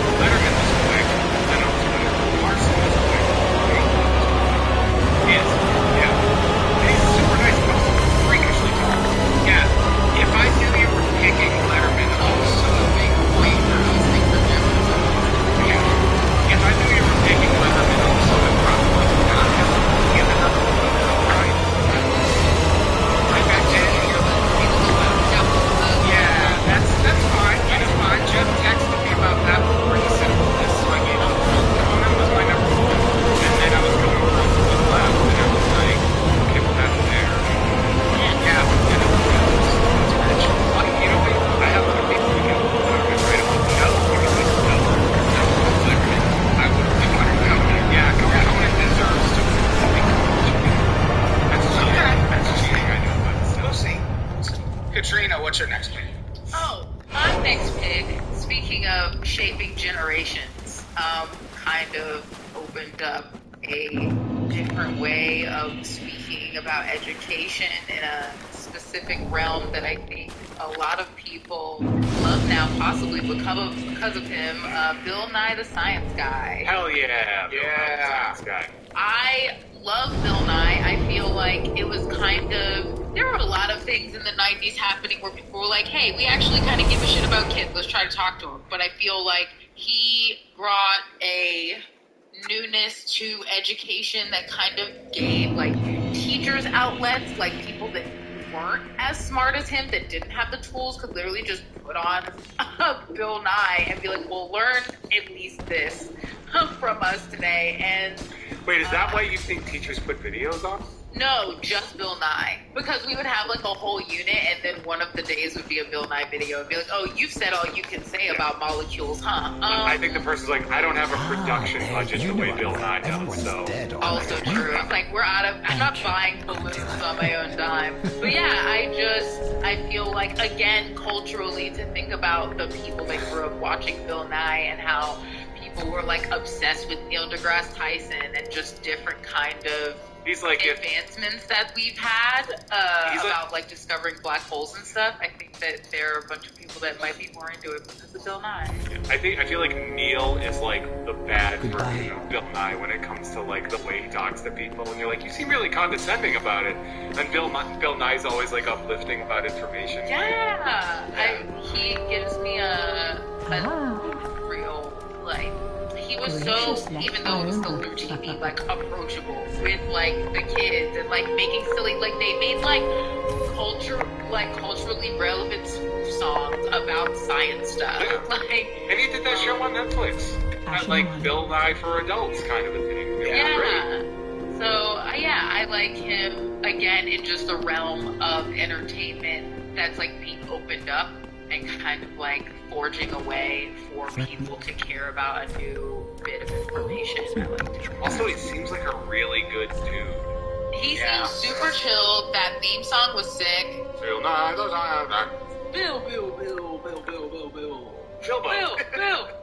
And even he kind of, it was like, it was great. I loved it. He was like fun Mr. Wizard. Did you ever see Mr. Wizard reruns when you were a kid? No, but I vaguely, I'm too old for Bill Nye. Yeah, like, I remember Mr. Wizard. I watched the shit out of Mr. Wizard. I watched him slice a banana with a needle and thread without peeling it, and I've been trying to fucking nail that off and on for about 40 years now. Was it on like PBS? It was on like Nickelodeon. It was on Nickelodeon. Yeah. But it was this old like early 80s. He was like 68 when he was there. He wore like ugly sweaters all the time. And like he looked like he smelled like soup, and he even when he was being nice, he seemed very stern. That's fun. I'm supposed to go find old clips. Yeah. No, I did not watch Mr. Wizard. I think he was like the first big science kids show host that was like nationally available, and then Beekman and Bill Nye kind of came out around the same time. Beekman's World was so sick. I forgot about him. I loved that in Beekman's World, one of his assistants, the girl assistant he was in, was also the crack-smoking prostitute from Always Sunny in Philadelphia, the one that dies after she smokes all that crack. Oh, nice. I love that that's the next place that you know her. Well, because you're watching it and you're like, is that the Beekman's World chick? She's like, who now, favorite dick? And she's like, it's great, yeah. That's a good pick. My last pick, I changed this on the fly. Good call. I am going to go with, it was just mentioned that, when Letterman left his job on late night Netflix, offered him all this money to come do an interview show. How about having a fucking stroke and they still want you to come host New Year's Eve every year? My final pick is Dick Clark. I mean, New Year's notwithstanding, American Bandstand. American Bandstand.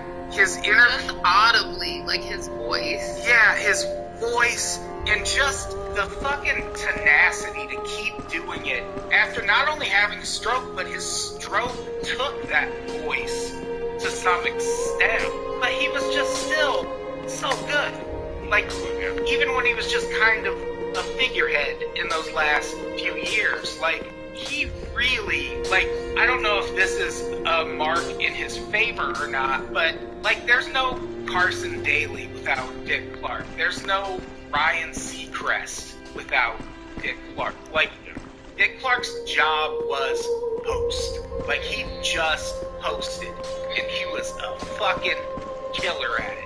Yeah. And That's a good pick. When I saw you add that on, I was like, oh, damn, that's a good pick.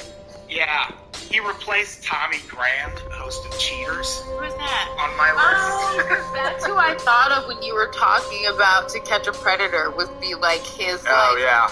shitty younger brother would be Tommy Grant being like, I'm doing stuff too, and it was like nobody cares, Tommy. Stabbed What? on a boat, Tommy. But yeah, Dick Clark, I mean, he hosted especially the New Year's Eve stuff for so many years. And American Bandstand too, that's an iconic show. Think about how many people turned off the TV. The last thing they saw was Dick Clark before fucking their way into the new year. Yeah. Dick Clark That was the makes last sense. fucking That's face you too much saw power. before you got. Yeah, Dick I don't Clark's like that at all. I'm the last face you're gonna see this year, motherfucker. No. Oh my god, if he would have ended 1 year like that, he would be at number one. Point right at the camera. Just when like this close, been like, which camera? And just like gotten really close.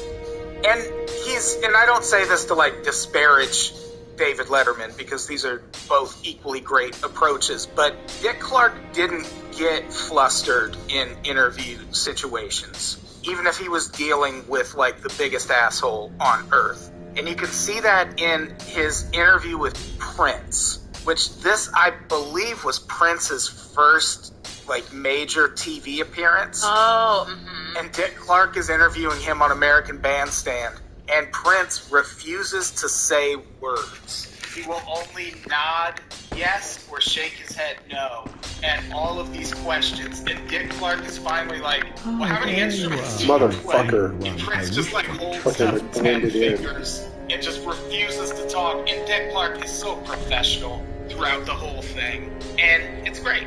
It's great. Prince always did kind of seem like an asshole, right? Prince probably punched Sinead O'Connor, among other things, but he's also Prince. Fuck you. Yeah. What? Anybody can take a punch from Prince. Yeah. Because that's the only thing I thought Yeah, was he's a like, right. It's like getting attacked by a toddler. Prince is literally punching up at Sinead O'Connor. Yeah, but the part they leave out is that Sinead O'Connor just beat the shit out of him. What the fuck you think you're doing? Talking straight at me, you're from Minnesota. Oh. What his business, boy? I've been Why throwing didn't bricks they my do whole a life. celebrity death match? They probably were. That's a great question. Why didn't you bring up those two Clay assholes as your celebrity, your two top hosts?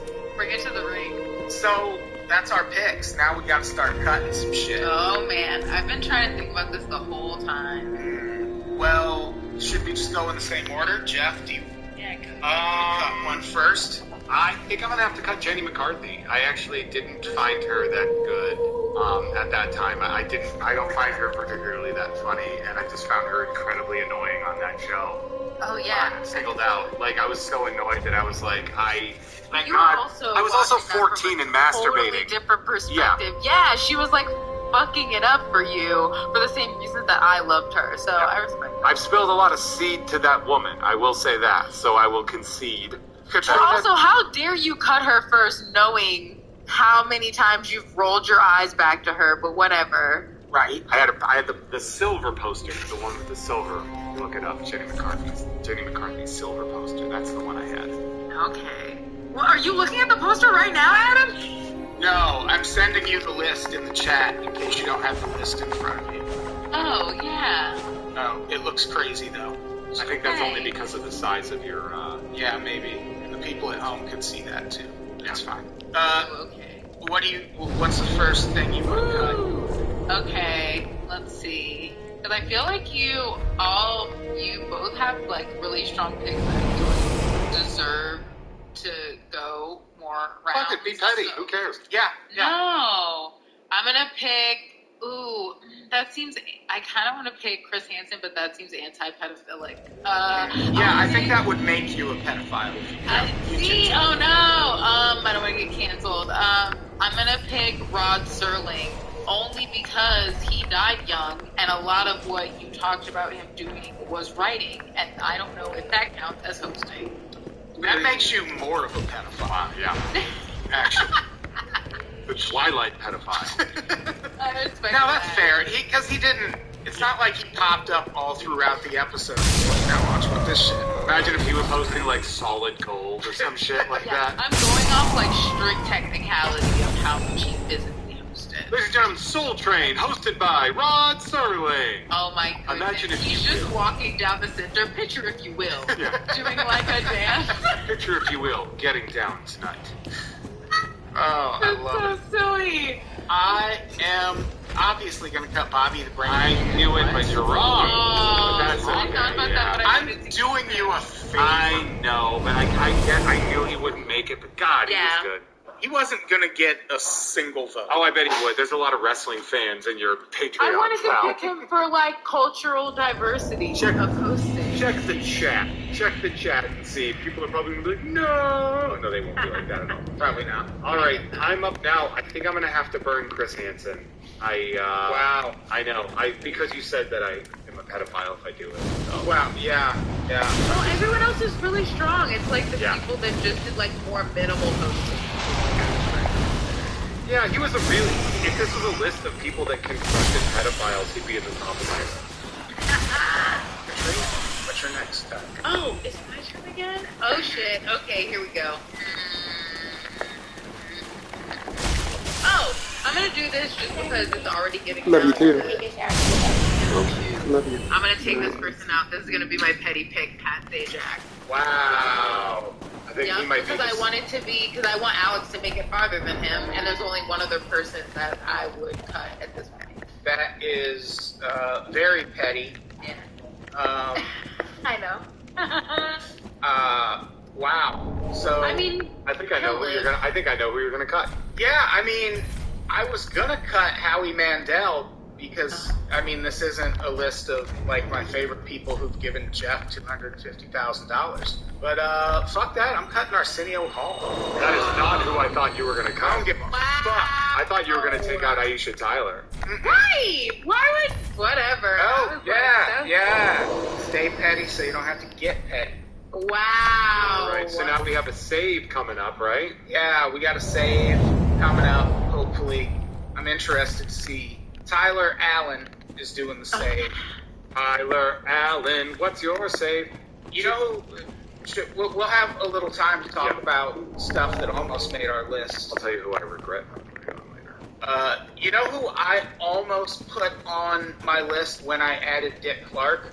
Don Cornelius. Ooh, that would have been a great pick. Because he, like, not only hosted the shit out of Soul Train, but that show was, like, low-key socially conscious Oh for yeah. its time. Like, It was high key socially conscious. Yeah. Well, I guess looking back, you're right. Oof. Weird friggin' pick from Tyler. Strong Allen saved Rod Serling. Tyler, an interesting choice, Tyler. Real strong choice there, buddy. That is a very Hey, interesting. this is who I thought that was going to be used on. Yeah, that is. I'll take it though. No, yeah, that is an unhinged choice. And also, the poll is up. Yeah, it is. I will. Oh, Because I'm thinking about Jenny McCarthy. I will put it in P-O-L-L, goodness. yeah. the chat. Katrina is not able to vote, which means me and Jeff can't vote either. I pay to be a patron. I give you money every month to be a patron. No, but I don't get to vote. Do it if you're also on. Well, you don't pay to be a patron of your own thing. I'm just saying, I give you money. I'm just saying, Fine, I won't vote for... if we can't all vote, then none of us get to Katrina, vote. you can sign up for the Yeah, Patreon right you now. really want to cut a black woman out of local voting? Yeah, that's... You want to do wow. that on this Yeah, podcast? Wow. Okay, people that you wanted to pick, the one that I regret and the one that I wish I could replace one of mine with, Kermit the Frog. And I'm not even kidding. Kermit the Frog. Kermit the Frog hosting the Muppet Show was so... He's hosted so much shit, and it's all been amazing. And I know that that's silly, And I guess you could be like, that's not Kermit the Frog, that's Jim Henson or whatever. Well, no, I was just thinking about it actually being hosting, but yeah. Yeah, no, he was the host of the Muppet Show. And then the curtain was like, he's like, ah! Yeah. Oh, thank you. Yeah. Yeah, he was the host of the variety show that the Muppet Show was. And the more I think about it, the more I'm furious that I did not pick him as one of mine. Yeah, I mentioned it earlier, but I was going to put Tommy Grand with the Cheaters on my list, which is interesting because he's not the one who got stabbed. That was Joey Greco. That's a getting stabbed ass name if I've ever heard. But here's the thing: there's a reason he got stabbed and Tommy Grand didn't. It's because Tommy Grand was the better and more responsible host. Better reflexes. Yeah. Joey Greco's going out on boats with these motherfuckers. Get a life. You deserve to get stabbed. Stay on land. I had Bourdain as one of mine, but yeah. Oh, that's great. But I think he was much more of a narrator than host, if that makes sense. Like when I think about like a lot of the shows, it was like a lot of him in a sound booth reading his narration, and I understand that that's hosting, but it always came off a little bit less reactive. I mean, I loved him, obviously. Maybe not friends, but definitely friends with him. I thought about Mark Summers. That's a really good one. That's a great one. Double Dare. Yeah. Especially when you take into account his issues with OCD. I know. And he Covered slime. And he hosted that show. That is heroic. Watching the pilot when they like had all of the people come, the games didn't work right. Like all of the things he had to play off in that first episode, and he clearly is not as great with kids yet. Like he still was like, but he's like, oh, you didn't. It's like he's being nice to a kid that didn't find a flag that no one ever put in there. Yeah. So like the game has no end, and he still manages to be like, that was fun, like with this little girl that he just met on this like bad tape. It's so great. Yeah. He was great. I had Regis Philbin. I had as one of mine. I loved Regis Philbin. Regis was great, both in a talk show and as a game show host. Yeah. In the Northeast, Regis and Kelly was like, everyone watched it. Like he was such a beloved person that I didn't realize until I watched it. I watched the shit out of that. I like how you were like Regis and Kelly. And I'm like, that's not the name I say after the and with Regis, because I always go Kathy Lee. Yeah, Regis and Kathy Lee. Oh yeah, fair. But Kelly Ripa's a good host too. She is. I had he wasn't gonna make it, but I really like the cultural importance of Dan Cortez hosting MTV Sports and bringing extreme sports to the mainstream.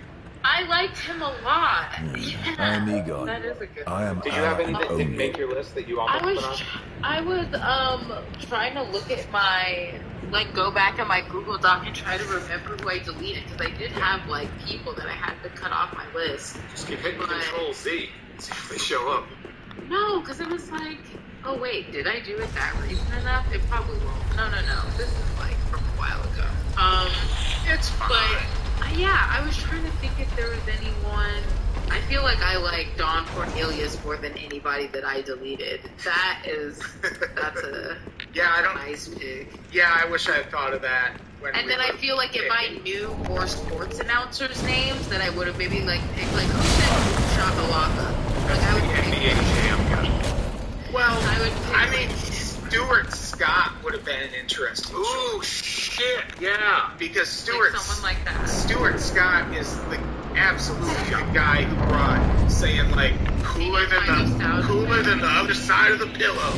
Like all that shit is Stuart Scott. That's who I would have picked if I knew what their name was specifically. Yeah, I briefly had Gus Johnson on my list, who is arguably the best sports commentator in the game right now.